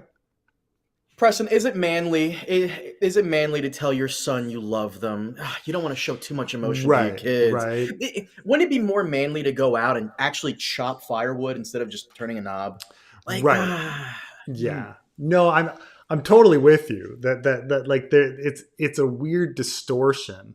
Like I understand what they think it is, and it's like, um, the other day, somebody said to me, um, beards are makeup for men, and it was a really like interesting comment. That I thought about it quite a bit. They're like, oh, because like it's like if you want, like the idea is that like if you want to make your face look better, and uh, you can grow a beard, you know. But at the same time, it makes you look more manly. Just like makeup makes a woman look more ladylike, more feminine. And this idea of like, but in order to actually like be at that point where you look at yourself and you're like, well, there's something wrong with me. What would improve my look? oh, a beard, or there's a, like a level of insecurity, but that like level of insecurity is also like not manly, right? Like insecurity is not masculine. So there's this weird there's this weird like uh paradox with everything manly, because if you worry about masculinity and you want to do something about your feelings of lack of your feelings of being emasculated, that worry and insecurity is already a signal of not being masculine. And so like you can't win. Like you can't fucking win, right? Because like if you do anything to improve your masculinity, you're compensating, and everybody calls you out for compensating. Like, oh, you bought a sports car, compensating. Oh, you spent like 3 hours at the gym, like bench pressing, compensating, right? So it's like, what can you do? Like, you know, so all you can do is try to be fucking completely confident with who you are at all times, which is much easier said than done. But, you know, so what you gonna do? It also depends on where you are in the world, because in my country, there are places in Brazil where they don't even have electricity.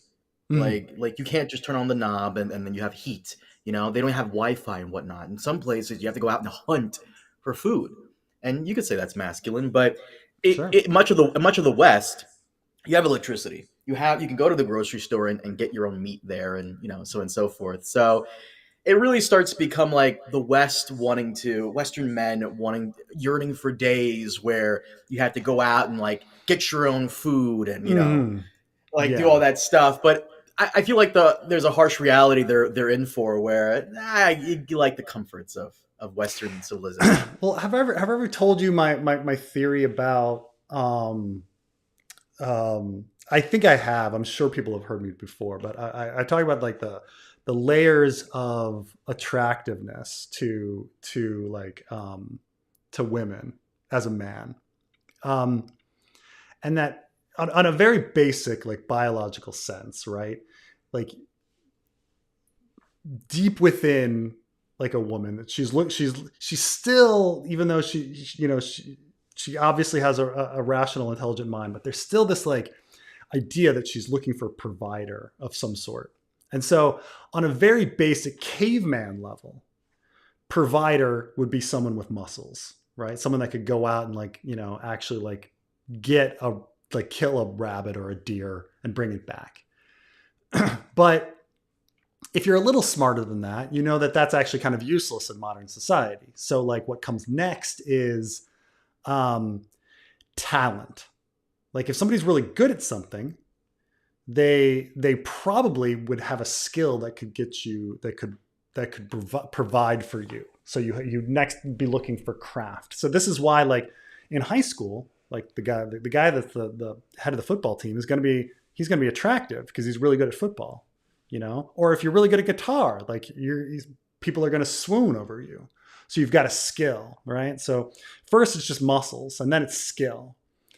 Um, but beyond that, it's really about in the modern society, uh, the skill is really about acquisition of money. And so, because money is the thing that actually gets you the stuff, and you could probably change the order of skill and money, but nonetheless.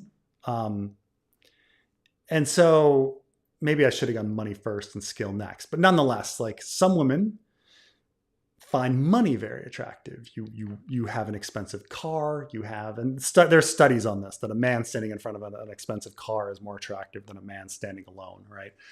That wearing nice clothes and things like that, that they're going to be more attractive.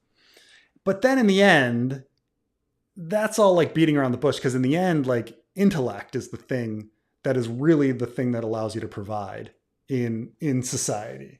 And so like to the most enlightened woman, intellect is the thing that's most attractive. And actually when you talk to women, that's the thing that they fucking like the most. Yes, it's not like they don't like rich people, and it's not like they don't like talented people. They don't like a guy who's athletic.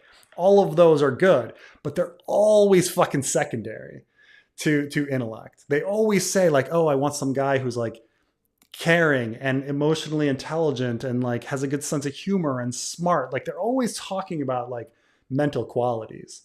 And so, in the end, that's really the thing to like focus on, but it's not that there aren't basic people that are only caring about muscles. But yeah. Um anyway, back to other random discussions.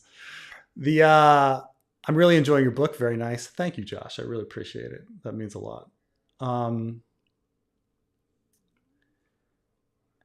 Yes, the naming of the others seems intentional in conveying that they aren't pure evil, but this is similar to the Wildling plot. Maybe it's portraying the other form of immortality, immortal body, but that soul opposite to a song.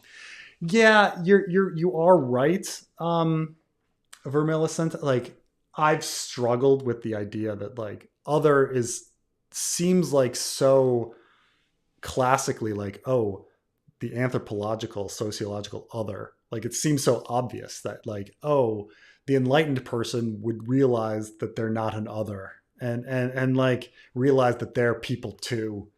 um but then the show's interpret, and then a woman literally asked George R. R. Martin that question in front of me, and he said keep reading. And it's like, why didn't he just say like, oh, they're evil? But then at other times people have like, what's a good analogy for the others? And he said, oh, global warming. And the show seemed to portray them as absolutely evil, absolute evil, that would like a representation of death that we all needed to fight against. um so it could be that George just hasn't decided yet on it, um, or something. But yeah, um, but yeah, I do wonder about it. And I think it'd be more interesting if the others weren't just a manifestation of death. But it does seem to fit with George's whole like a good story beats death. A good story is immortality. Um, so I don't know. I wish the others weren't just death, but I do get the see it feeling, just because it was the plot point of the show, that that's the case after all. The others in the show had no choice but to be evil because they were made from men. As we saw the creation of them. So Yeah, it's true. True. It'd be interesting to get into like their life and their suffering, but um flashback chapter for Walder, his hold the door POV. I don't think we're going to get a POV, but I what we're going to have in the um either the next Bran chapter or further on is Bran having flashes of the alternate universes, the universes that the other Brans have experienced, and seeing what Walder was like when his mind wasn't screwed up. Him as the greatest knight.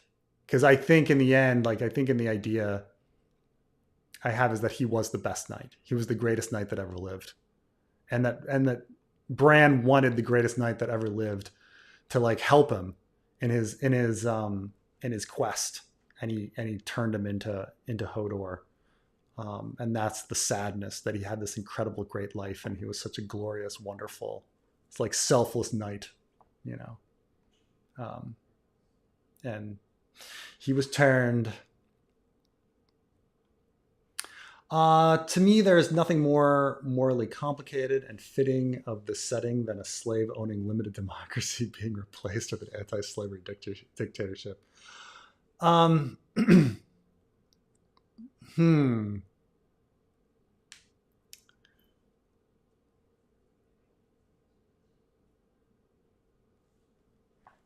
Oh, we're talking about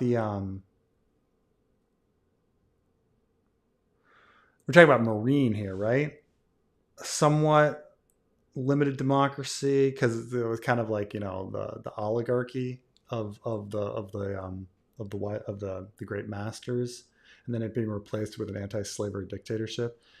I mean, that's true. That it is it is sad, right? poor Marine. I mean, that is complicated and weird. I don't know how we're supposed to see it. Certainly, the show kind of just took the slavery issue and was like, an anti-slavery dictatorship is going to be better than anything else. Like there was no moral questioning of peace and prosperity with Dario, right? Like we're supposed to accept that peace and prosperity with Dario happened, and that was the end, right? Um, and, but yeah, I guess I'd love to have a little more for Marine, a little more hope for Marine. Peace and prosperity with Dario. Hey everybody, let's have a picnic. Yay! um just from your preview chapter, I love the conversation on both marriage and eternal life. I remember your live stream rants on the topic. Buy my copy next week. Buying my copy next week. Eat at NEC. NEC. What is this sea bug recently? Seafood? Eat any seafood recently? I don't know. I'm not sure. But like with the, do you know this uh, emoji, Carmine? Is that a turtle? Sea turtle? Sea turtle. Eat any sea turtle lately? I see. I've never had sea turtle. I'm not sure. I've had some turtle in China, some turtle soup and stuff like that. Yeah, turtle just tastes like chicken, by the way. There's no reason to eat turtle. It just tastes like chicken. But thank you for the compliment on the book. The yeah, there's a lot of I'm not there's a lot of thought that comes into later, like the topics that are brought up in the first chapter. They thematically go through the rest of the story. A lot of these themes come back. So I will say that, like, when you first read it, it seems like people just shooting the shit. But the themes are enduring, and they do kind of make it in the end, like make it back in the end. So like the idea, for instance, about marriage, the thematically, you should be thinking about marriage the whole time, or eternal life. You should be thinking about eternal life like the whole time.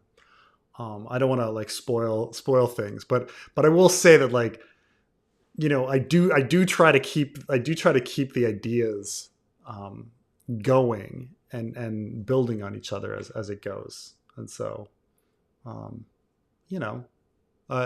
nobody's yet finished. A lot of people are like, okay, I'm halfway through, I'm almost there, but nobody's talked to me about the ending yet. So we'll see. But thank you. I really appreciate the compliments on the book. It's nice. It's nice to know that, like, it's out there and people are reading it. It's a great feeling. Let's see. Who knocked up Mary? Mary's parents definitely fucked.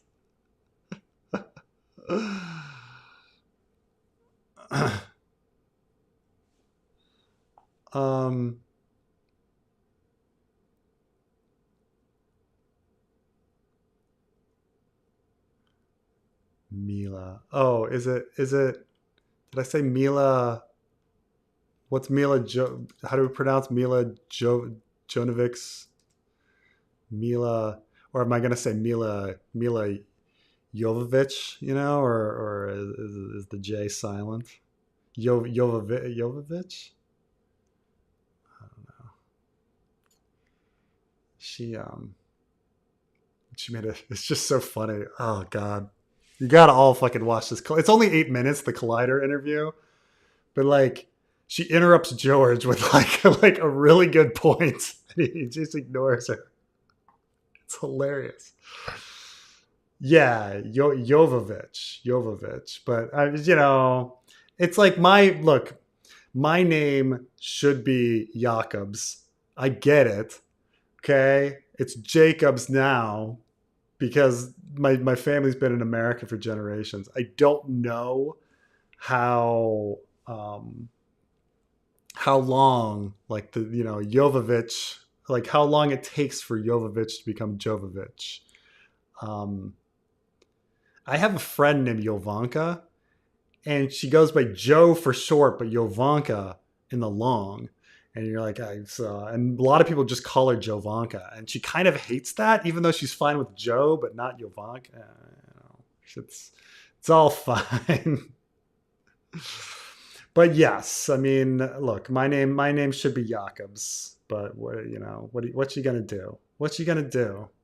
There's this weird point which things change, right? Like we don't call it Paris, we say Paris. But at what point, and then we kind of we have stuff that's halfway there. Like in English, in America, we kind of say joie de vivre. But if you said that to a French person, they'd be like, "What are you saying?" And you're like, joie de vivre." They'd be like, "Huh?" Like you actually pronounce it with the French accent, like they'd be like, "What are you like?" If you say it with a French accent to an American, they'd be like, "What are you talking about?" If you say joie de vivre to a French person, they'd be like, "What are you talking about?" So there is a transition. Um, Mostly toasty babies, toasty. What are the end game teams in terms of races? Others versus everyone, or will children or green men or giants join? Will we see human priests for others? Huh. I had never thought of anyone else joining the others in like a team up. I kind of just always assumed that it was everybody needing to get together against the others, and that was it. Um, the others teaming up with people almost seems weird. There's a William Shatner novel where the Borg and the Romulans team up. And I'm always like, the Borg is teaming up with somebody? Why would the Borg and the Romulans team up? That seems so weird. But so kind of in the same situation, like who would the others team up with? Would that happen? That's something to think about. I've never thought about it like that. That somebody could be on the other side in an alliance. That kind of. I mean, I suppose that happens in fucking Lord of the Rings. Like, who are these people joining with Sauron? Oh, there they are riding elephants. But huh, human priests for the others. I guess in a sense of like, I guess you've got Craster, right? Could there be more people like Craster? Like people that think they're going to be spared? I guess I put that in the fanfic already with the Skygosi. Weird, weird. I mean, it kind of goes against the whole like life fighting death, like George R. R. Martin idea from the show. Huh. I have to think about that. I have to think about a situation in which people would be teaming up with the others, like actively. Like you kind of feel like Craster's just deluded or something, but or like unaware of like the grand scheme of things. Like he's only thinking in the short term. His own like selfish needs.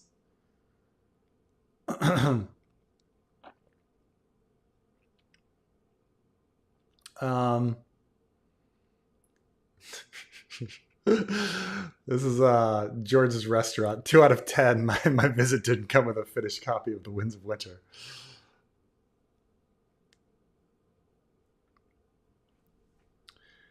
The Jesus comment might be a comment on Tolkienism rather than the Bible. Hmm.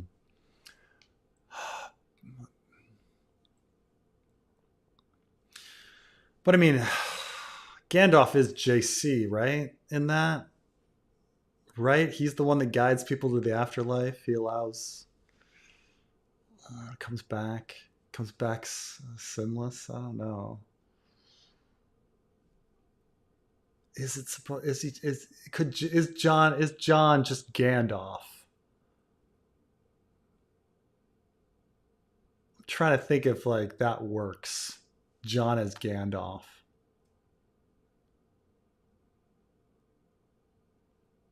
I don't know.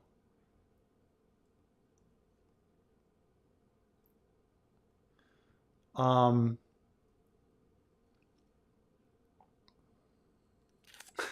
Krasnov allegations true. Seems like it. Thoughts?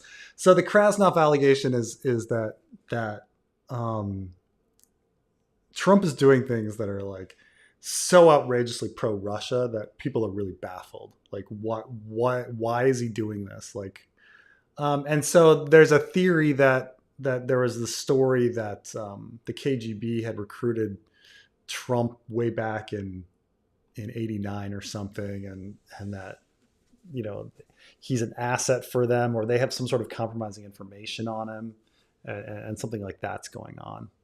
Um, I mean, it's like trying to find the explanation for his insanity. I think it might be that just like Trump sees these other leader businessmen as people to look up to. I mean, I think it might be a simpler explanation. I mean, I admit his like his pro Russianness is outrageous, outrageous, right? Um, like, why is he doing this? Why? Like, it seems to be against his own best interest because his popularity drops. Um, you know, maybe they have some sort of like business deal that he's thinking that they can make, like that his family and the Russians can make money off some minerals or something, or maybe he just admires Putin because he thinks they're peas in a pod. Um,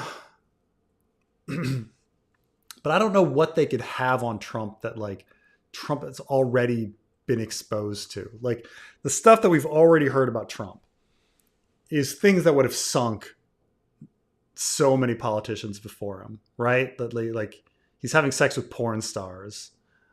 He's you know stealing classified documents, like including nuclear secrets. Like also like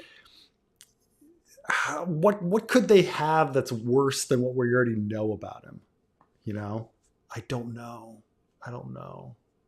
Um, I mean, I guess like the simplest explanation is that just somehow he's got some sort of business dealing that he thinks is going to work out with Putin, or that he admires Putin on some level. But it's so weird, right? I mean, it's something that fits very well, but like I don't know. I don't know if one like anyone could keep that sort of thing a secret for this long, because that would be a pretty juicy secret that he's secretly a Russian asset. Um, or that like the information that they have on him hasn't already come out is also hard to. So I would say that the Krasnov allegations are probably not true, only because I don't see a secret like that existing for that long without people finding out. Um, but that's about it. I mean, I admit it makes a lot of sense, but it's just, how could someone keep a secret like that for so long? It just seems impossible. Seems impossible. I think Trump just thinks there's a business dealing, or he admires Putin something like crazily. It's just an odd thing.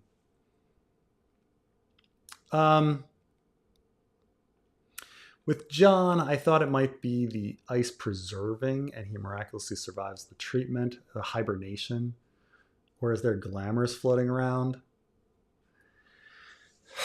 Yeah, I mean, so there are some stories about hypothermia helping people survive drowning longer. Like the body actually slows down so they can actually go without oxygen longer than normal. And I imagine the same thing would be true of a stab wound. Like I imagine that you could survive a stab wound in cold longer than you could survive a stab wound in warm weather. But at the same time, like those time periods are still in a pretty short periods of time. Like you're underwater and you drown in 5 minutes, or you're underwater and you drown in 20 minutes, you're in a factor of four, but that's still like a compact period of time. So say you get stabbed and you're going to bleed out in a period of 20 minutes. Okay, multiply that by four and you can survive for an hour and 20 minutes. Like it doesn't change things that much. I mean, I admit like the ice preserving, everybody talks about that as if like it's preserving John's dead body from rotting and to the point where it can be reanimated into like a fire white is what people talk about the most, which, I guess that makes some sort of sense, because I think Beric Dondarrion gets resurrected pretty immediately. And Lady Stoneheart, it takes a while. She's in that river for a while, and so it's like not a good situation that her body decomposed that much. And so I can see the logic of like that you've got this dead body, and it's going to be somewhere in between Beric and Lady Stoneheart shoved in the ice cell to like make sure he doesn't decompose, so that he can be like resurrected as a fire white. Like I see that logic. It makes sense, but you know, but in the sense of like this is a flesh wound. How much longer is it going to prevent me from dying? I don't know if that. I don't. It's just not enough time, right? Like having John survive bleeding out for an hour and a half is not significantly different than him bleeding out in 20 minutes. Um,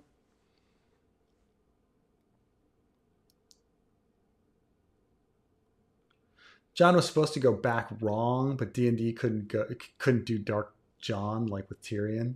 That's a fair point. And what if Starfell thing in light of Dying of the Light? Love triangle? Um,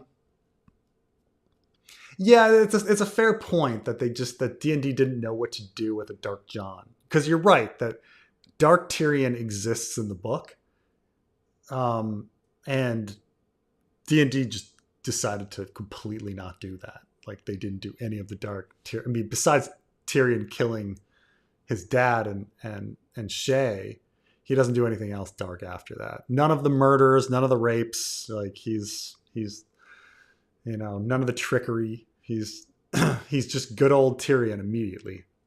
Um, so it's a fair point that like John is actually supposed to be dark in the book. Then we've got Dark John and Dark Danny. It's two dark characters being dark. It's like yeah, I guess. Um, the Starfell thing. This is a joke because in the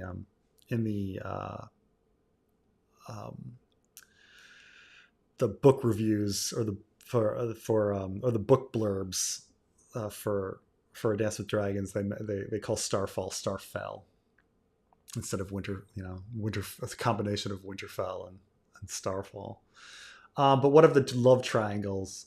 I definitely considered and thought about the love triangle things for a while. I think in my Ned and Ashara video, I go into the possibility of a Brandon, Ned, Ashara love triangle pretty in pretty deep, and I think that definitely works. I think it's nearly every romance in the story has some sort of triangle aspect to it, right? But is the question, is Catelyn enough already in the Ashara Ned thing? Because George loves love triangles, and every relationship is a love triangle.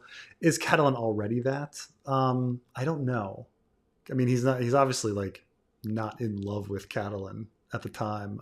He learns to love Catelyn over the years, but I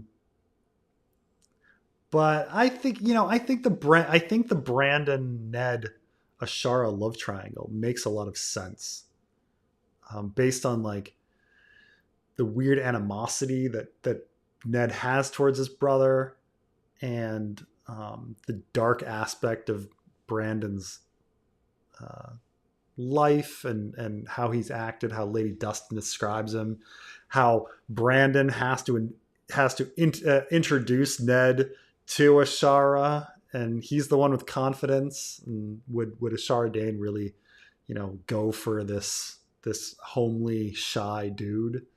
I think there's definitely a story there, and I think when we get into the Hota chapter is going to have some storytelling and some other things, and eventually Aaron is going to make it to Starfall in the fanfic, and we're going to explore that. But I think a love triangle with regards to Ashara Dane and the Harrenhal tourney makes a lot of sense.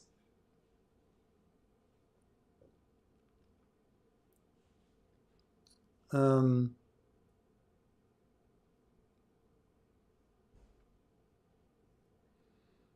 mm, mm, mm, mm,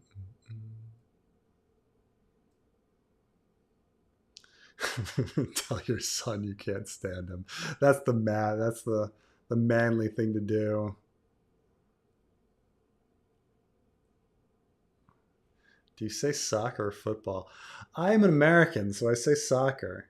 Um, as it turns out, soccer is a British term that was the original. That what they So there was a time in which there was two types of footballs in Britain. There was rugby football, and there was association football. And so soccer is short for association. And so the two were associated. There was ruggers and there was soccer. And so there was a time in Britain where they would call it ruggers football and soccer football, association football versus rugby football. And eventually, like in England, they dropped the soccer and kept the football, and they dropped the football and kept the rugby. But in America, we just went with we dropped the football and it became soccer. So I don't think there's anything wrong with the term soccer. I as an American, I use the term soccer, and it's a fine term. It's like I say, they used to use it in England. They just stopped. It's just a word. It's just a word. But if I'm talking to Europeans, I'll call it football. But I'm an American, so of course I'm going to call it soccer. Um,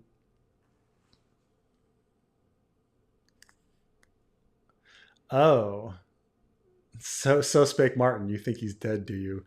Oh yeah. I mean, I guess that's more evidence that John is coming back. Because there is a so spake Martin where he said, "You think he's dead, do you?" Let me get that. Yeah, Entertainment Weekly. Um,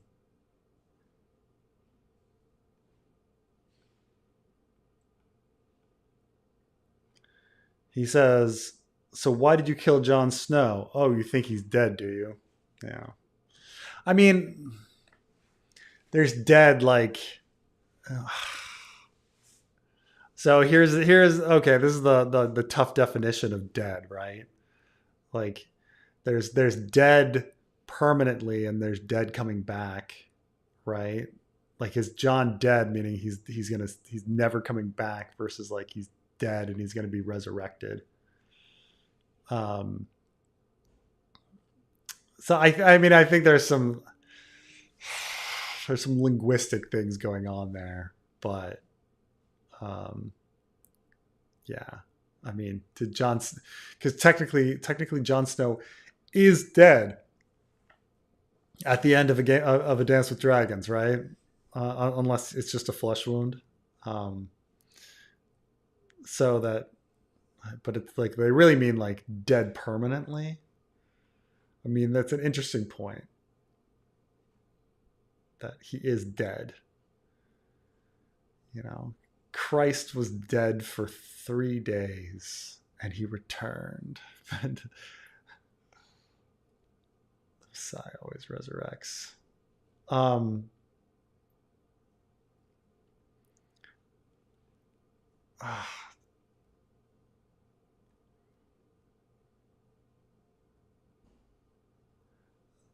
the yeah, I mean that's one of those things where where he's literally saying that John doesn't die. But do you believe his literal words in this situation? In this situation, um,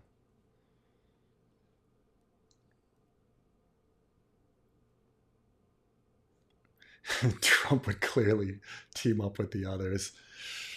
He would somehow, and then half of America would be like, "Yeah, why we should be teaming up with the others, right? We should be." Jesse Waters would be like talking about how liberals are being weak by not putting their babies out in the snow. uh,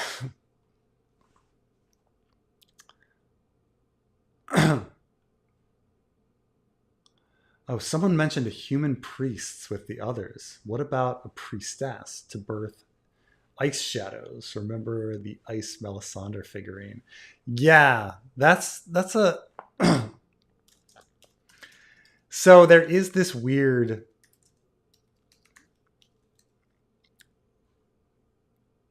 ice priestess, like So George R. R. Martin has a bunch of these figurines. And he has this one. This is it. And it is simply a colored and it is there is a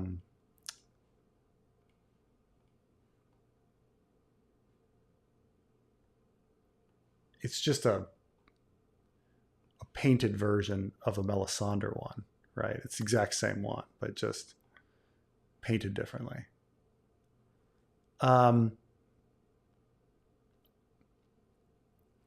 And I forgot why these exist. I mean, it may be that the artist who like made these for him, like gave him a couple, and or that the company that made them was just like, well, we've made this mold, and so we're going to just paint it differently and try to sell a different product. You know, I'm trying to think like the actual, because it comes from what, Dark Sword Miniatures or something. So I think this is Charg here putting way too much thought into something. I think the creator just did it as a cool thing because Yeah, Melisandre, she fire priestess and opposite of fire, ice, and therefore Song of Ice and Fire. I think that's what it is. yeah. I mean, I don't I'm think it's trying to think beyond of that. like, when people paint their Warhammer 40K figurines, you see all sorts of different crazy variants of when you're painting, and so this guy's probably just like, yeah, be cool to have like an ice priestess, right? Might be nothing Exactly. to She's the it. fire one and fire and Yeah, ice, Song of Ice and Fire. Yeah. yeah. Why not? Why not? Ice priestess from Mashai. um. All right. Working towards the end. Working towards the end. Um. To the Russians of the P tape.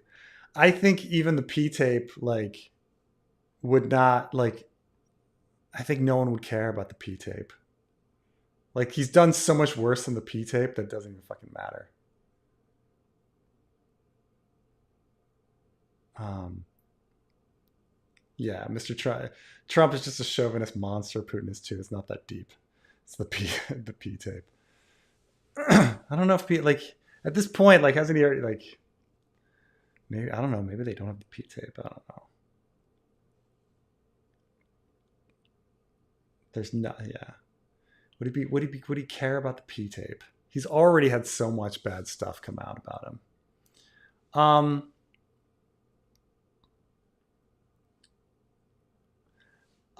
Halfway love it.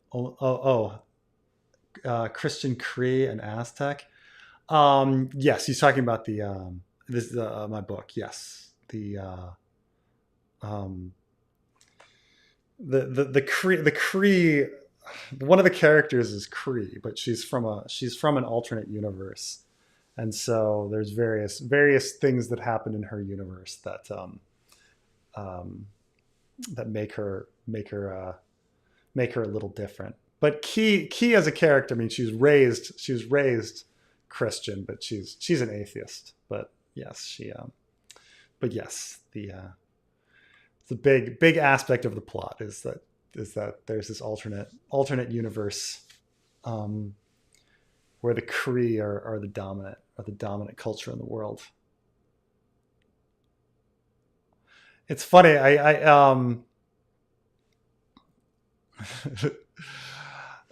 I got sometimes you get like really like obviously most messages are really positive because it's my fans, but like when I posted my book thing for the first time, I did get this really weird post that was like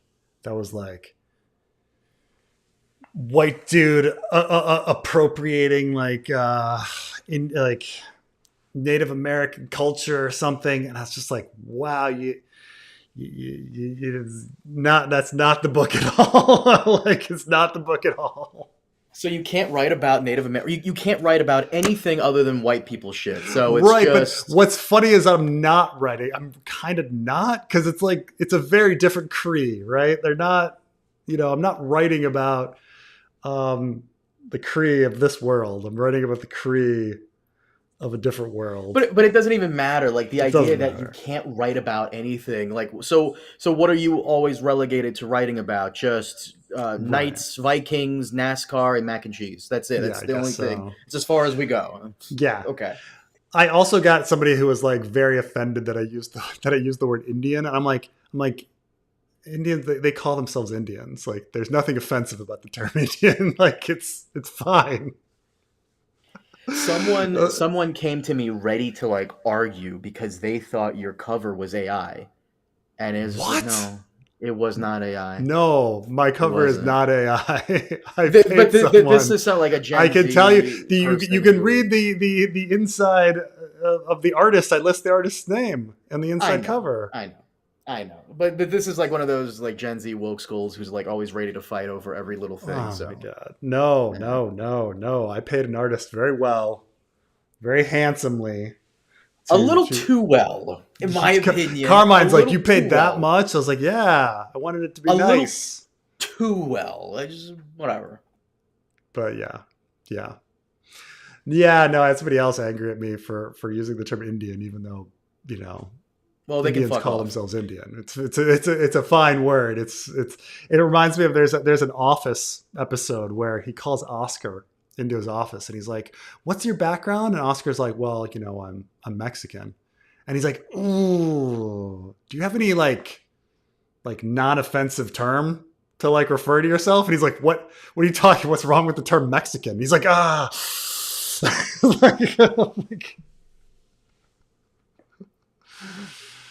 all right. So, um,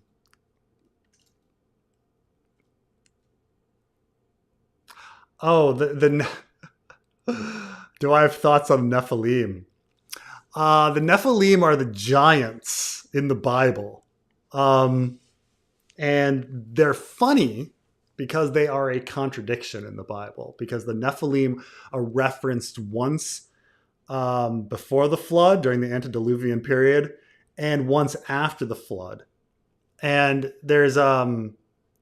so there's this question of like, well, wait a minute. Whoa. Did Noah bring the Nephilim onto his ark? Because they're kind of people, and they specifically say that he only brought his sons and their wives. So like, how did the Nephilim survive the flood? And so I shit you not, they had a problem with this in like ancient times. And so they were like coming up with various ways to figure out how the Nephilim like survived. And there's like ancient artwork of the Nephilim hanging on the side of Noah's Ark in order to survive. because they weren't brought in the ark, but they're referenced in the Bible um, before and after. So therefore, the only way the Nephilim like survived was to hang on the side of Noah's ark. It's a very funny thing. Fucking Nephilim. Um, I don't know if I don't know if um, Goliath is actually is if Goliath is a Nephilim or if they just Nephilim are referenced in Genesis and Numbers and Ezekiel. Yeah, people of unusual size and strength. It's just very funny. But those are my thoughts on the Nephilim. I have thoughts on the Nephilim as much as I have thoughts on like cyclopses. Like they're mythological creatures that like you know. How do you feel about Argo with his 1,000 eyes? Do you But the remember like the Nephilim theories? are hilarious. Do you remember the theories around the planet, the rogue planet that was going to crash into us in 2012, and where all the No. Nephilim were? Oh, dude, that was a whole thing. This was way back in the day. The 2012 rogue planet thing. I forgot the name of it, but that's where all the Nephilim were. Oh, They're on the Rogue all Planet? on the rogue planet heading towards Earth in 2012. That's what's going to cause the 2012 thing. Yeah, this is like a Trey. This should be a Trey video right here. I see. I see. Uh, John is Gandalf in the sense that he gets his humanity stripped to serve a purpose. Tolkien said that it was worth it. George R. R. Martin might say no. It's an interesting concept. Okay, I see what you're saying. It still is just very. It's kind of tough that like all resurrection now in literature like immediately is immediately Jesus. Like what if you just want resurrection without touching on Jesus? Like, can it be done? Can it be done without people thinking about Jesus when you resurrect them? Harry Potter gets resurrected, right? Neo gets resurrected. Um, Gandalf. All these people keep coming back. And is there a way? Is there a way to string somebody up and torture them without them being a Christ figure? Is there a way to have to not have parents and not be a Christ figure? Like certain things are just like, well, you're just gonna go there. You're going there no matter what. So the idea that like we're referencing Gandalf without referencing Jesus, but of course Gandalf is referencing Jesus. It has to, right? So I don't know. Gandalf is brought back, gets his humanity stripped to serve a purpose, and it's worth it. Well, John has to like save the world, right? Or maybe he's not even going to save the world. It's Arya. It's Arya jumping from a tree, right? So I don't know. But he's the leader. He doesn't know who his parents are. He doesn't. He doesn't. He doesn't know about his lineage, but his lineage is all up in the air. But it's like the proper lineage to be the ruler.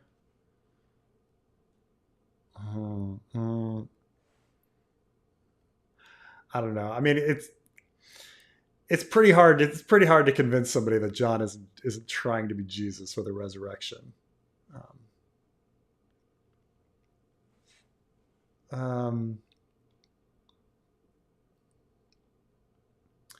John says to be of one mind, calls for Mel, 2 hour meeting.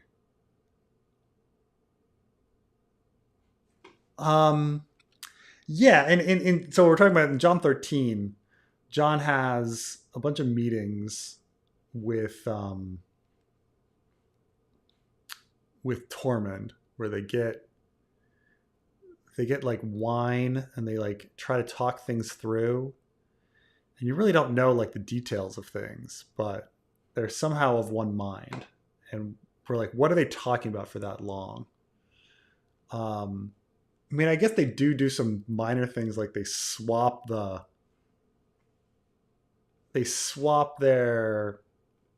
missions and things like that. There's a few logistical things like that. I'm trying to think.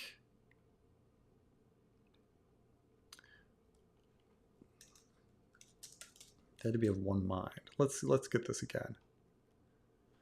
We need to talk about the ranging, said John. I want us to be of one mind at the shield hall. We must. He broke off when Mully poked his nose inside the door, grim-faced, to announce that Clytus had brought a letter. Tell him to leave it. Tell him to leave it with you. I will read it. I will read it later. As you say, Clytus didn't look his proper self. And then they... Dark wings, dark words.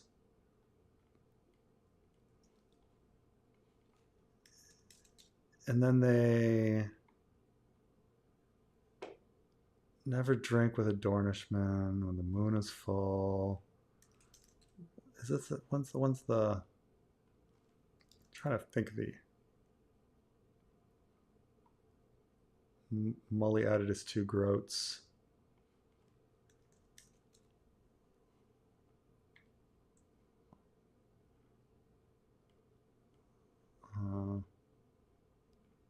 I do remember they're supposed to be talking about the ranging. I mean, they must have. I don't know what takes them so long to talk about the ranging. But wait, oh, they talk about. Does he read the letter before they talk about the ranging? Yeah. They read the letter, then they talk about it for 2 hours. Okay.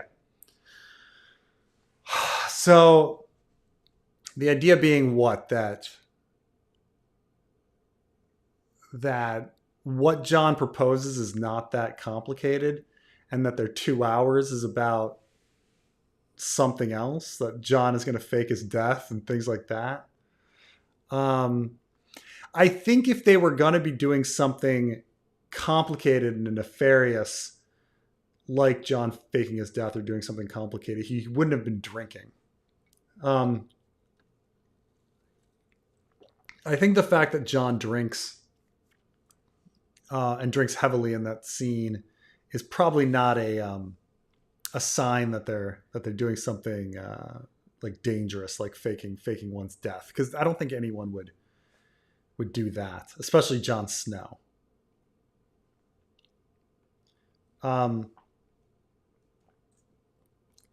So I think that, yeah, I think that John is just being I think John is just being a dumbass, and that he's legitimately thinking that people are going to follow him in on his like attacking of Winterfell and all stuff like that.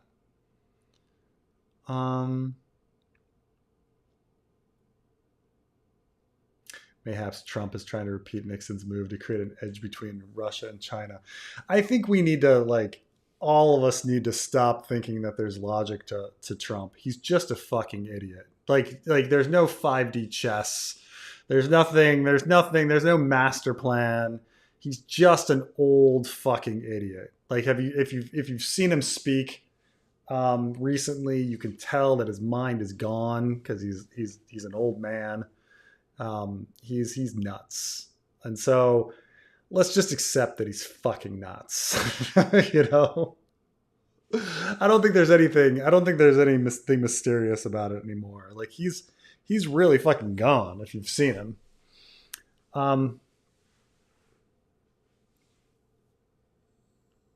I thought about Ned Ashara Rhaegar. That's why. Oh, Dying of the Light. I mean, Ned Ashara Rhaegar fits Dying of the Light. You're right that those characters fit Dying of the Light a lot. better because you're talking about um, I'm trying to remember all of the characters from um, so he calls her Jenny, but her real name is Gwen. So it's Gwen, Dirk, and God damn it, what's the guy's name? It's Jan Vickery. So Jan, right? So okay. So let's say that they're literally the same people because in Dying of the Light, Jan Vickery is the like idealistic ideal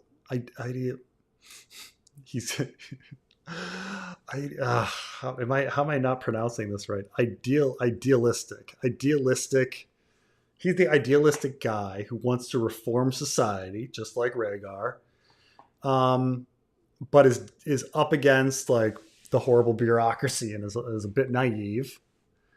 And then he's got the John Con character um, of Garth, and then he's got his and then Ned is like Dirk, and then he's got this like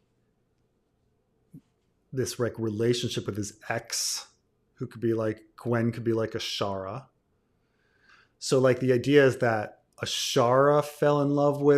Ashara gets together with Rhaegar, and then Ned has to deal with that aspect of it. And then it's just really complicated because he's thinking about his sister. Like, where does Lyanna come in? You know?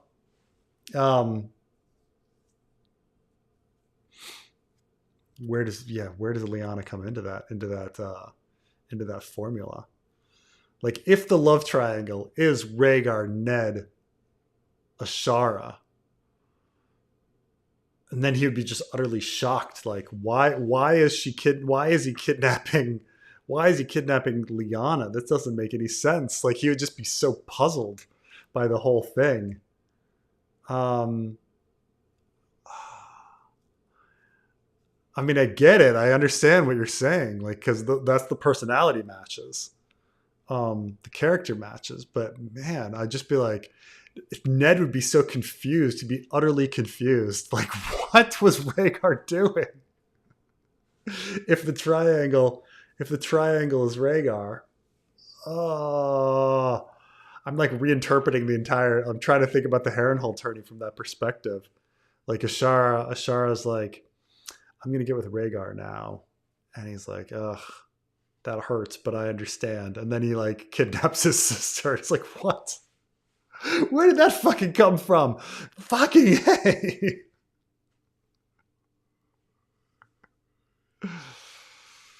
Oh no. The Borg teamed up with the founders in Picard season 3. Fucking A. Damn it. I never finished Picard season 3 and everybody says that was the best one. Oh.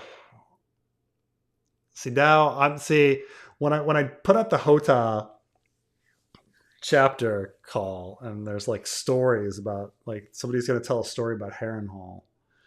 We want to be we want to be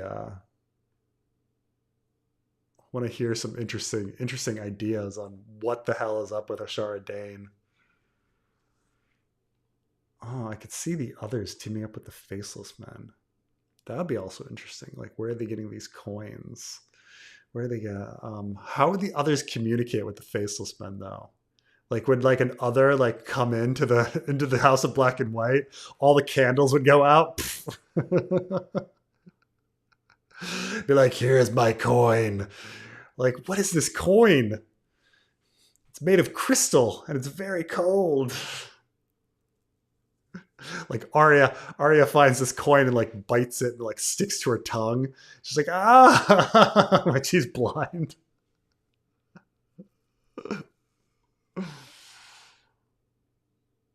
Um,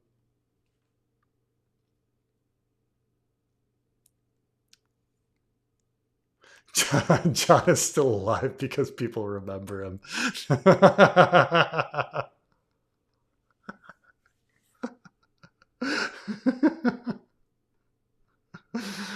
Everything comes full circle. Everything comes full circle. Yes, they're all alive. They're all still alive because of that. Because they all remember them. And their names will go down in history. Oh man.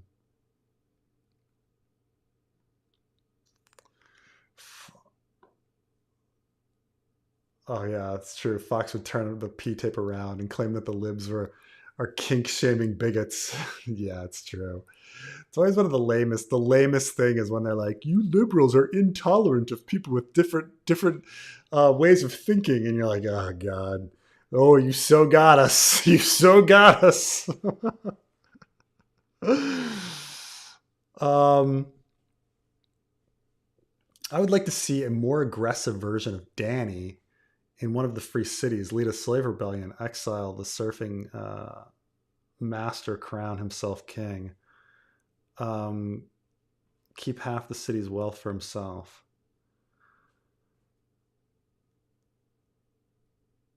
I think that when if and when we see the slave rebellion in Volantis, I think it's probably going to be pretty bloody, right?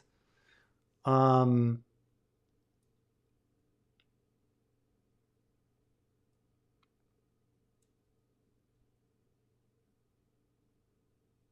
hmm. But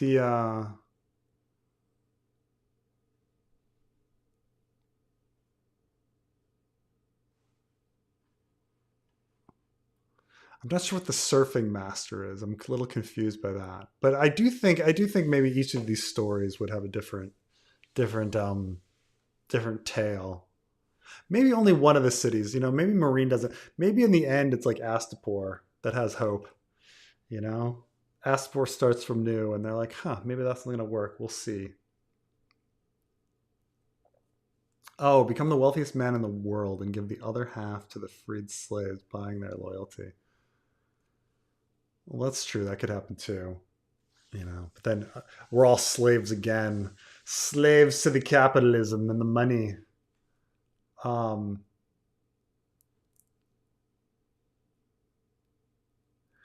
a bit of a difference between U.S. and Canada. We call Indigenous person Indian and be seen as offensive.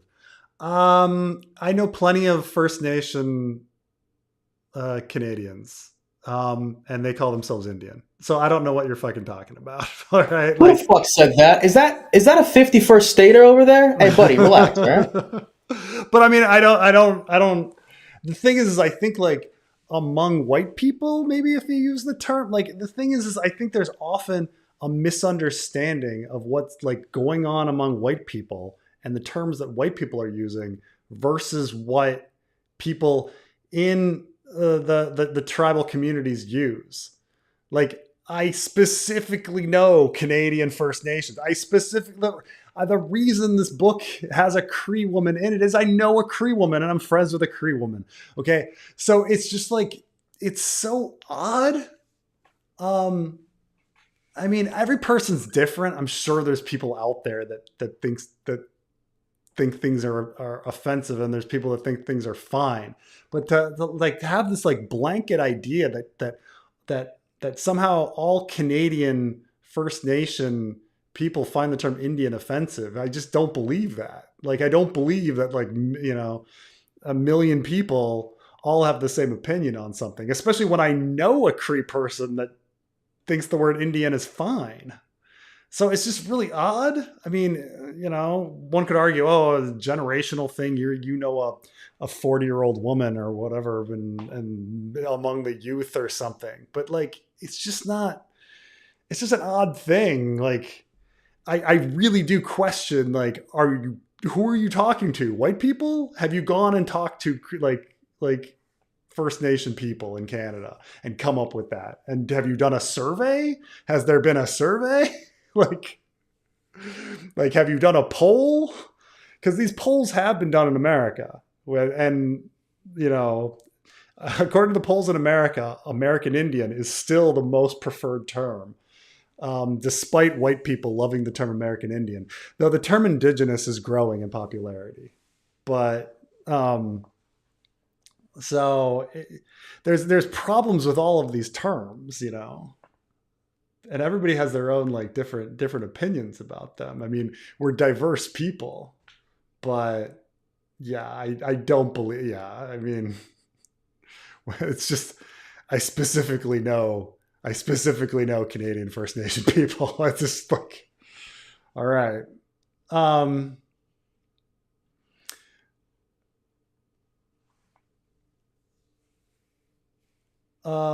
Grats on the book. You hit on one of my pet peeves, though, conflating physical dreams and hopes of the future. Jon Snow dead, Quentin alive. Hypocrite. Um, I He's think they're got you there. fundamentally different. I mean, Mm. yeah. I mean, Jon Snow coming. Oh, well, Ross is pushing that Jon Snow never died, right? Um,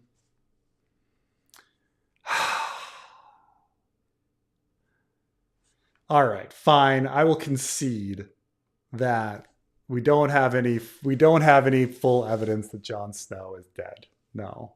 Like based on the information that we're given at the end and him getting stabbed and him falling and things like that, we don't have any evidence that Jon Snow is dead based on the text. The only thing that we really have is the show. All right, I concede. I concede, Ross. I concede. Fine. Wait a minute. Based on the text. Ross Yeah. got you to concede that, but you're still on the Viserys never thought he would remarry thing? Come on.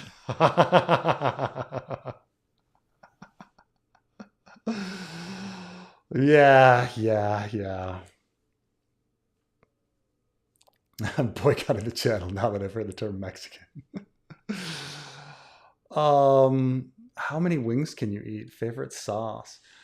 There's definitely, man, I've never done like an all you can eat thing, but there's definitely evenings where I ate 40 wings, like at a bar. Like there's definitely like evenings where that's happened.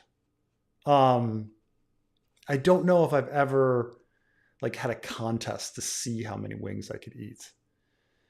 And it's hard with wings because they can vary in size so much. You know, sometimes you get wings and they're these like tiny little things, and then sometimes you get wings and they're these fat, juicy things, right? But I love buffalo sauce. I can't eat it anymore because I'm not I can't eat dairy, but I fucking love buffalo sauce. I love buffalo sauce and like blue cheese dressing. I fucking love that. Oh my god, like I could eat that all day. Oh, next presidential candidate should be. At this point, we it's too early to possibly talk about that. I mean, people talk about Gavin Newsom like coming forward and things like that, but it's always somebody that we don't expect like coming out, after the primary and things like that. I think in a lot of things people didn't well, a lot of times people didn't see certain things coming. Like no one kind of expected Obama. People weren't really expecting like necessarily Biden to run. Um, and and then people were thinking that he wasn't going to win and that he was not that popular. And then he fucking came back and like killed it because the black community fucking loved Biden. Um, so things can be surprises. I think Hillary was fairly expected, but um, so I don't know. I think at this point it's pretty early, but I think some people are probably putting a lot of. I'm sure Gavin Newsom is thinking about things. Um, could 200 archers actually hold Mount Kalen versus an army?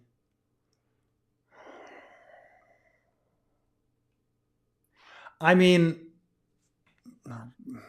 realistically, could that really happen? Probably not. But like in the books, we have like 10 dudes like keeping back the Bolton forces, which doesn't make any sense. Like they could all like hold their shields and march and they could get right by. Like I mean, there's only so many arrows that somebody can shoot, right? Like you just hold your shield and you just march on by And there's no way that like whatever the dozen dudes, was it even a dozen? It might have been less. No way that they could. So I mean, there's like what's written in the book as like fact, and like what is actually possible. You know, there's thousands of soldiers, and they can just like march by holding their shields up, and yeah, you might lose a few, you might, but thousands of people are gonna get by. It'll be fine. It'll be fine. Put them, you know, you could ride that cavalry really fast. Just like run them really fast. There's only so many arrows they can fire. It's really 200 archers. I don't know. I don't think so. I don't. I mean, 200 archers, I suppose. But then you'd run out of arrows. I don't know. Carmine, what's your opinion about this archer thing? Oh, I so need Carmine on this one. Come on. Damn it, he's off doing his laundry. um What? How many archers can hold a fort?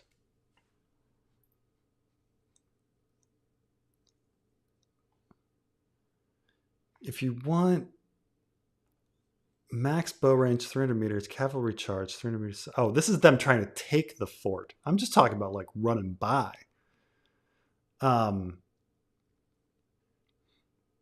Average fire rate, 1 arrow, 5 seconds.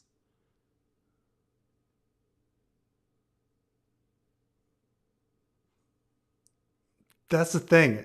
Oh, they bring up something really interesting. Gusty wind. You just wait for some gusty wind. You wait for the weather to be super windy, and then you all bolt by like as fast as you can. Because then their arrows aren't they, their accuracy is just like way down.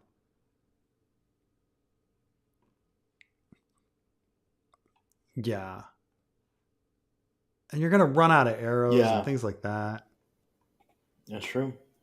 Yeah. Yeah. Yeah, You with me on this, yeah. Carmine? Five. Thank Hey, goodness you're man, back. look. Wait, what are we talking about? We're talking about archers, man. How you know how Could 200 archers Kalen. actually hold Mo Kalen? Yeah, why Well, not? you know how like it was like a dozen dudes up there like holding Moat Kalen, and you're like, come on, like why don't they just like march by with their shields up? Like how many arrows can they really fire at him?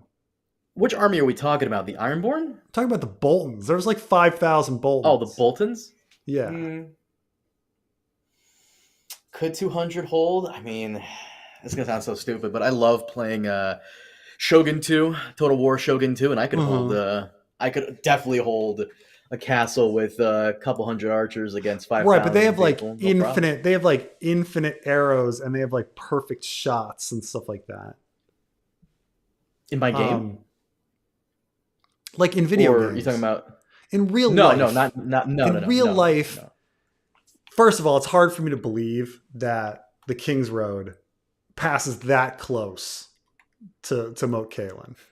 Okay, but whatever like fort they're on, but Mm. you know, but say it does, and it's like somehow it's just like a drop off. It's a fucking like a drop off into the swamp immediately somehow. Okay, you know, like, but you know, you just have like a bunch of sprinting men with their shields up. And you just run right past them. And yeah, some people are going to die, but you're getting most of the army past.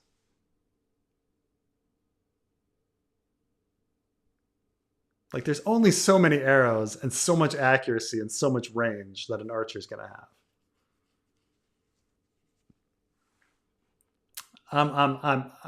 You know, I understand that in story, but it's just I don't buy it with real life. Huh? R2D2 didn't have parents. It's true that there's various points where he's like electrocuted and he comes back, right? Yeah, at the end of like he gets electrocuted at the end of or he gets hit at the end of Star Wars and then he's resurrected again. So R2D2 is Jesus. Um, was Drogo marrying Dany to get her horse X gene for the Dosh Kaleen hive mind net? I don't know about that, but there seems to be some evidence that he was interested in her because of her Valyrian background, and that's what they were going for. So he may have been trying to get something going on. He thought her genetics were important. Why, we don't know, but I guess he was trying to birth the the stallion who mounts the world, which Dany herself in the story like makes that connection because they talk about the dragon and the harpy like birthing like a hero or whatever, and she immediately she thinks of the stallion that mounts the world and all of that. So um I think, you know, even if George didn't even think about it in a Game of Thrones, he definitely thought about it by the time of Dance with Dragons came out, and had retconned Drogo into thinking about Dany's genetics. So, but for the Dosh Kaleen's hive mind, I don't think it was that. That was it. Okay. Oh my God. Almost done. Almost done. One can't go one way and body swapping is available. Um, Body swapping is, well, in a Game of Thrones, in A Song of Ice and Fire, it's kind of body swapping. It's kind of body merging. Like he body swaps. They do body swapping in Wild Cards, but like in Ice and Fire, they do kind of consciousness merging. Yeah. So um, I like how Latinos don't love the Latinx term because it doesn't fit. Um, Here we go. Native American is like African American. Very few American Indians call themselves Native Americans. Same way, very few Black Americans call themselves African American. I've worked in federal Indian law. Yeah, that's what I'm talking about. Now, it was making to grant a little bit to the post before. He was saying that there was a difference between the way Canadian Indigenous and American Indigenous would um, um, a lot of indigenous people can't they use NDN in Indian. Yeah, they do. Yeah, NDN is like it's an online like online and in Indian communities they use NDN as like an abbreviation for them for their own people. But for the most part, this is a conversation that literally happens in my book, because like I felt like it needed to be brought up. But like generally speaking, um, when surveys are done, people prefer their tribal name first because there's relatively weak like pan Indian identity. So generally speaking, like if you're from uh, uh, the Hopi tribe, you're going to call yourself Hopi. If you're from Lakota tribe, you're going to call yourself Lakota. You know, and like the idea of being like this pan Indian, and the cultures are so different that it's hard for them to like feel unity. I mean, they have unity in the sense that they're all persecuted, but there's like very few things that all Indians do. You know, it's you know they never had a unifying nation. You know, even when you talk about like the diversity of Europe, right? Europe has had unifying nations like the Roman Empire and things like that like bring unity to the culture. Like American Indians never really had that, other than like modern persecution.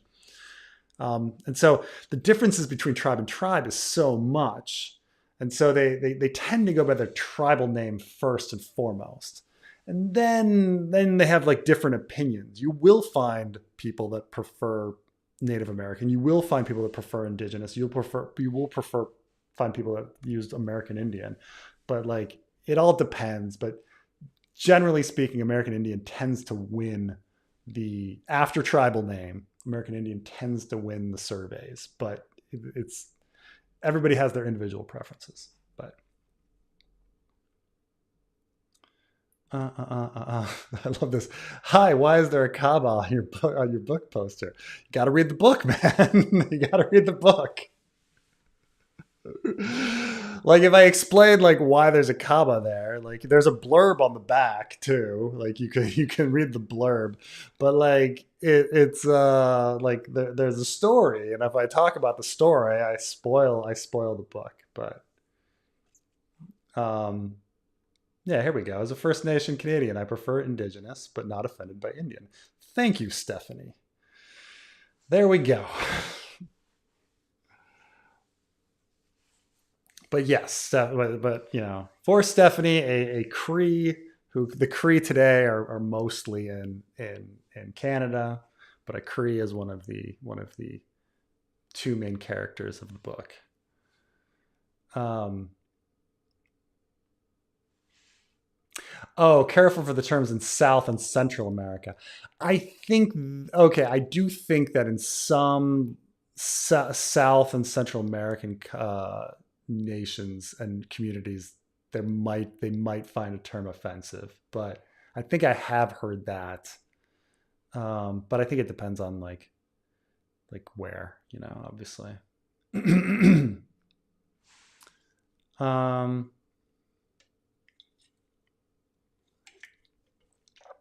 why waste your time doing something meaningful when people have you strings concerned about what you call yourself? This is what I mean, I do tend to believe that like Voltaire talked about how a lot of things were just like power oriented, and we do a lot of things in life because of power, and like there are ways that people get power over you, and like I do think that like being offended is one way that people try to like achieve power in conversation. I don't think there's anything like factually incorrect about that, but I mean, people also say that like human rights don't, you know, exist, and they're like a trick for power. You know, like I think Voltaire makes the same argument, but you know, there are these things we kind of like imagine in order to try to get power in situations. And offense is one of those things. Like, are these people really offended? We live in a very offensive world. It's hard to it's hard to actually legitimately be offended anymore. People pretend to be offended all the time. But to really, really legitimately be offended is a really hard thing. I mean, we're also so desensitized. Who could actually be legitimately offended? What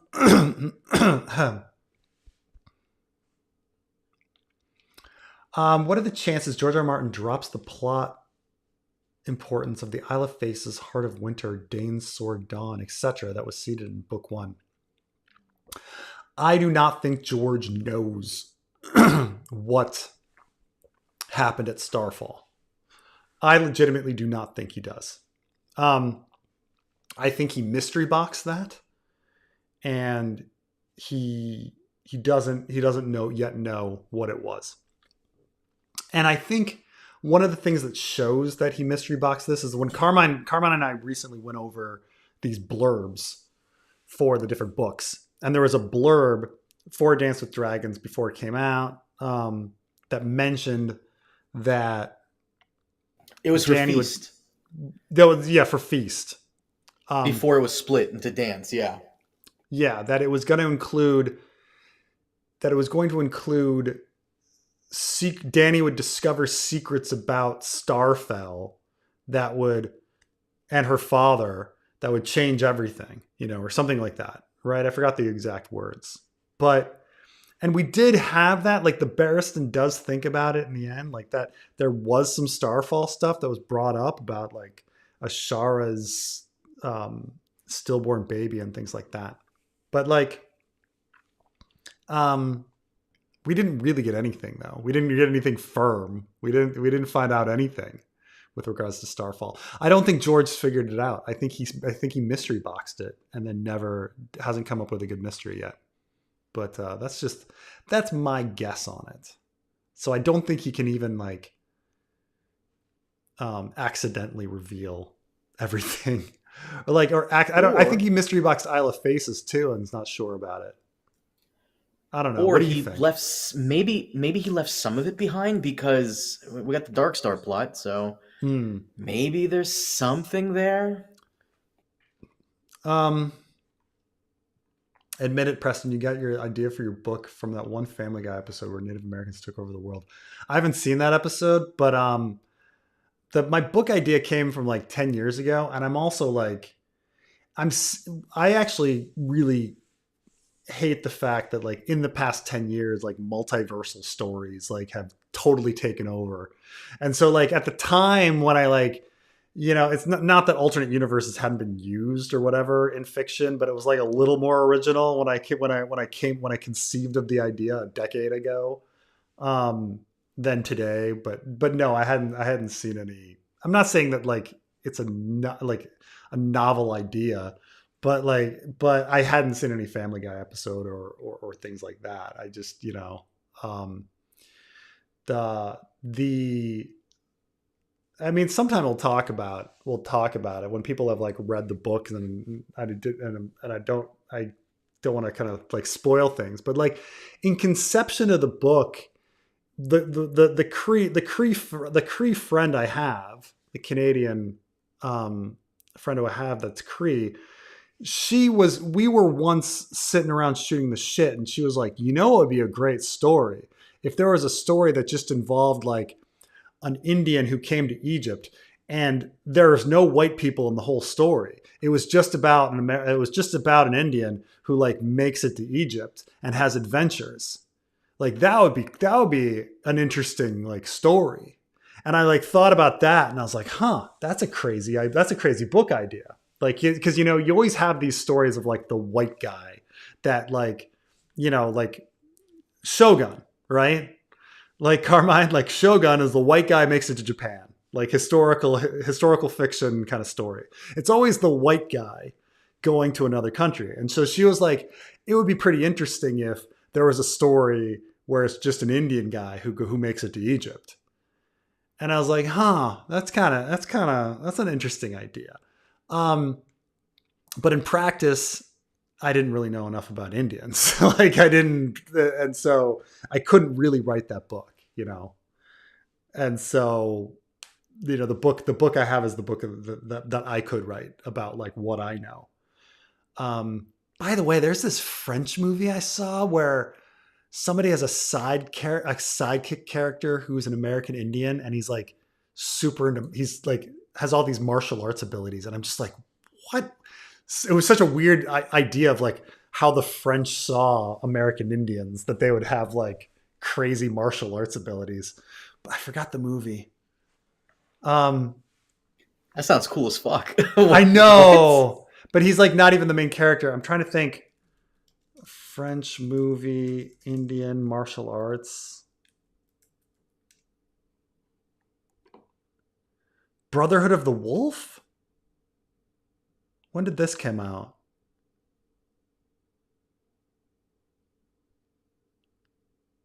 I think it is Brotherhood of the Wolf.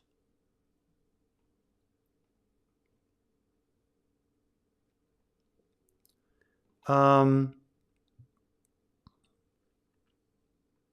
during the French Revolution, Marquis de Pêcheur writes memoirs. Yeah, of a mysterious beast. Yeah, he brings an Iroquois companion back who's like a martial arts expert. And it's really fucking crazy because he's doing kung fu. Like and it's just like only in a country other than America with this like America's like in America we'd never have a movie where like the Indians were doing martial arts. Like that'd just be a weird movie. Now, Brotherhood of the Wolf. But anyway, it would so like because I couldn't do the book that her idea that she wanted, which was about like an Indian showing, like having a historical fiction story that doesn't involve a white dude showing up, right? Because it's always like what, Great Wall, white dude shows up, right? Like it's always a white dude shows up somewhere, and then you have that fucking movie, right? So like, what if it's not a white dude? What if it's an Indian? Like no one's ever done that movie, right? Like a random American Indian like gets in a canoe and gets in a storm and fucking washes up in Africa and has an adventure. Like, because no, you'd have to know a whole bunch about American Indians and know a whole bunch about Africa during these periods of time, and then like write that story and have it be relatable to white people who are the main audience, But anyway, that's part of the genesis. But yeah, um,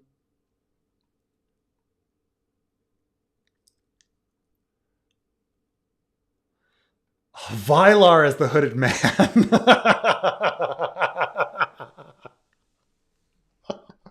Fucking Vylar.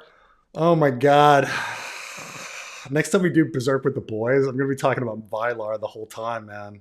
You know that, You mean Carmine. Zondark? Zondark and Vylar. Vylar and Oh Jesus! Zondark. Oh God! By the way, Vylar is our the hooded man mutual, and Arthur Dane. according to who is that? IDG I don't Live? know. Who's that? IDG Live. I think maybe somebody commenter. By the way, our mutual friend. While we're on the topic of this, our mutual friend Comet Dragon recommended to you Blue Eyed Samurai. Have you seen it yet? I got 3 episodes in. It was really fucking good. It was really fucking good. But yeah. And you didn't finish. But I didn't finish. I should George's have. favorite. I know. I know. I know. Um.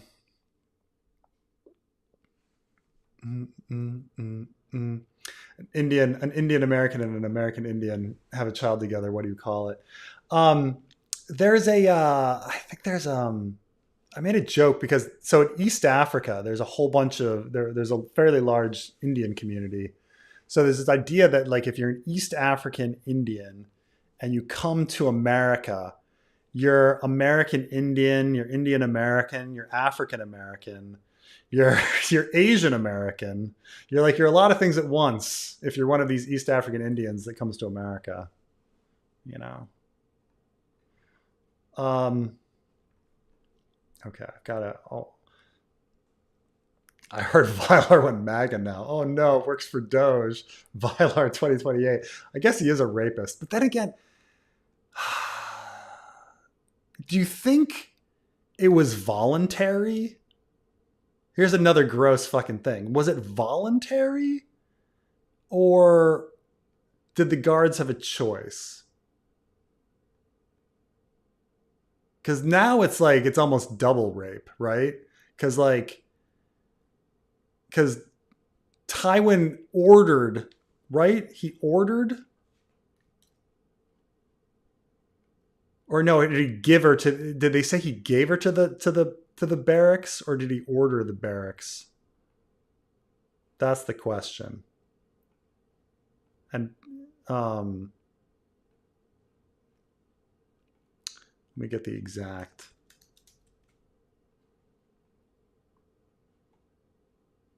We also don't really know much about Vylar. We don't know his age. We don't know much Yeah. about his personality. He's just a guy.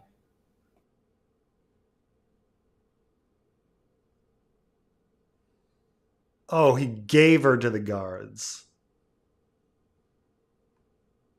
A silver for each man. And not a single one. Well, the fact that like not a single one refused makes me think they all felt obligated. Like not a single one was like, no thanks, no thanks. I'd prefer not to be number 14 on a train. I just that's kind of gross. I don't want to stick my dick in like a puddle of like 13 other guys like seed. Like, is that okay? Thanks. Like you'd think one dude would be like, not for me. Not for me, right? But the fact that like they all participated makes me think that they felt compelled to. Fucking Vylar, man. We need Vylar to talk about this. Oh God. Who's the Fucking asshole that brought up Vylar? I want to ban him. the Fuck that guy. original Like one. this is gonna be your new obsession. Like I blame this Oh dude. my god, it's so horrible and gross. Now I've got to think about fucking violence. Like,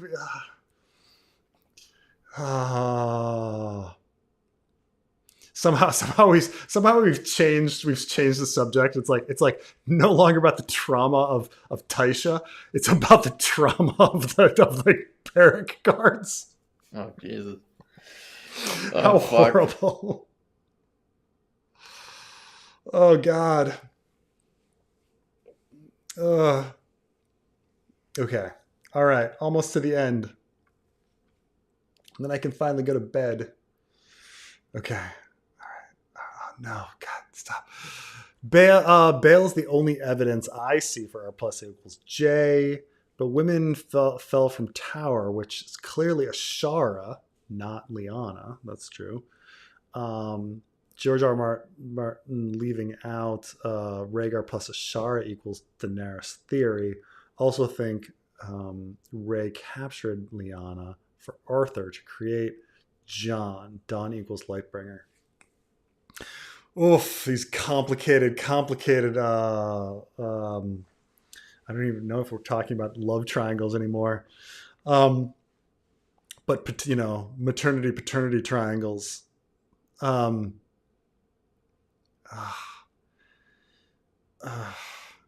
mean, it's all because Dany looks like. I mean, if we accept that Danes look Targaryen, we don't need Rhaegar in there. I get like we have Darkstar and he kind of already looks Targaryen, so we can just assume. And Ashara's got the violet eyes, so maybe even though she's got dark hair, maybe she still has a lot of Valyrian features. So, but we don't necessarily need Rhaegar in there. But Rhaegar's just doing everybody. Why does Rhaegar get so much sex? It's like the fucking, it's like the incel belief that like the Chads are banging everybody and 90% of men don't get any sex at all. So. Oh God. Oh God. Too many discussions about the forced sex. For the blurbs, could Brandon Stark have raped Ashara Dane, fathered Mira Dany, Lyanna runs to Rhaegar, Aerys executes Brandon, flips the narrative?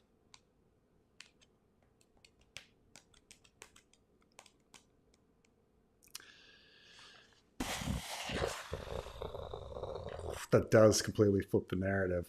However, the problem with that is that he's executing Rickard first. He's already executing Rickard.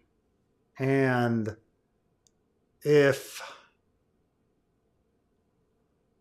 so, like, Brandon comes in demanding justice later, right? Doesn't Rickard comes, so it doesn't.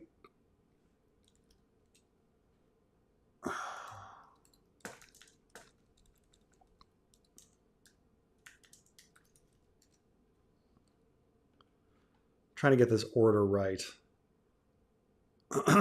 So he goes.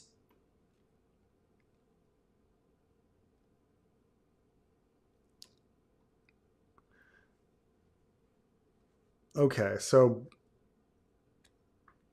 no, Brandon goes to King's Landing with a small company of nobles. But where is Rickard? How does Rickard get there?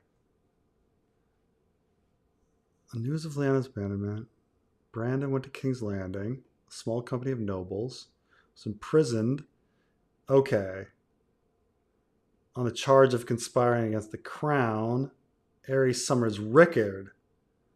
Okay, so Brandon is there and imprisoned, and then he summons Rickard to answer for the crimes of his son. Rickard demands trial by combat. Okay, so Brandon does go first. But he charges him with conspiring to kill the crown prince. So you'd think if he was actually guilty of rape, he'd just be they just charge him for rape. Like, why is he keeping? Is he doing it to try to, like, for Ashara Dane's sake? Like, he's keeping it a secret for Ashara Dane's sake that he doesn't want to shame her publicly. And so he. But then why is Brandon coming to King's Landing? Because he demands the death of.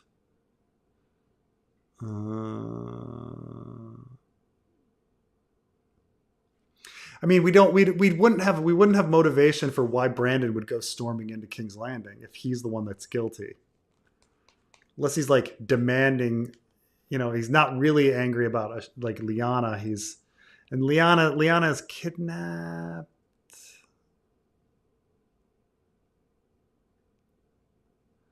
Yeah, we don't have a reason why we don't for as interesting as this is, like, it's switching everything around. We don't have a motivation for why Brandon would go running into King's Landing, and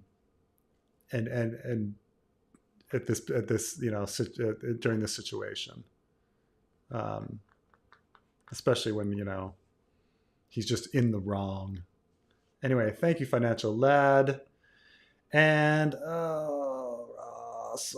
just gotta get to the end. Okay, there we go. We made it. No more super chats. Whew. If it's not complicated, Ned could have just told John.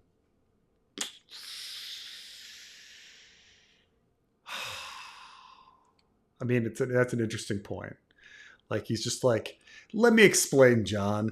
There's this Rhaegar does.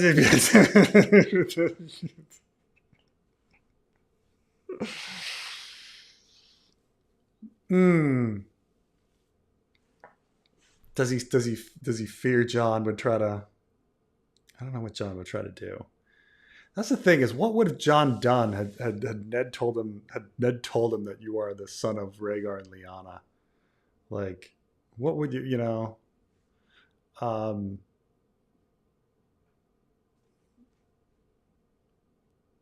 would it somehow have leaked? Would John have leaked it somehow? He didn't trust John to keep the secret. Is that the idea?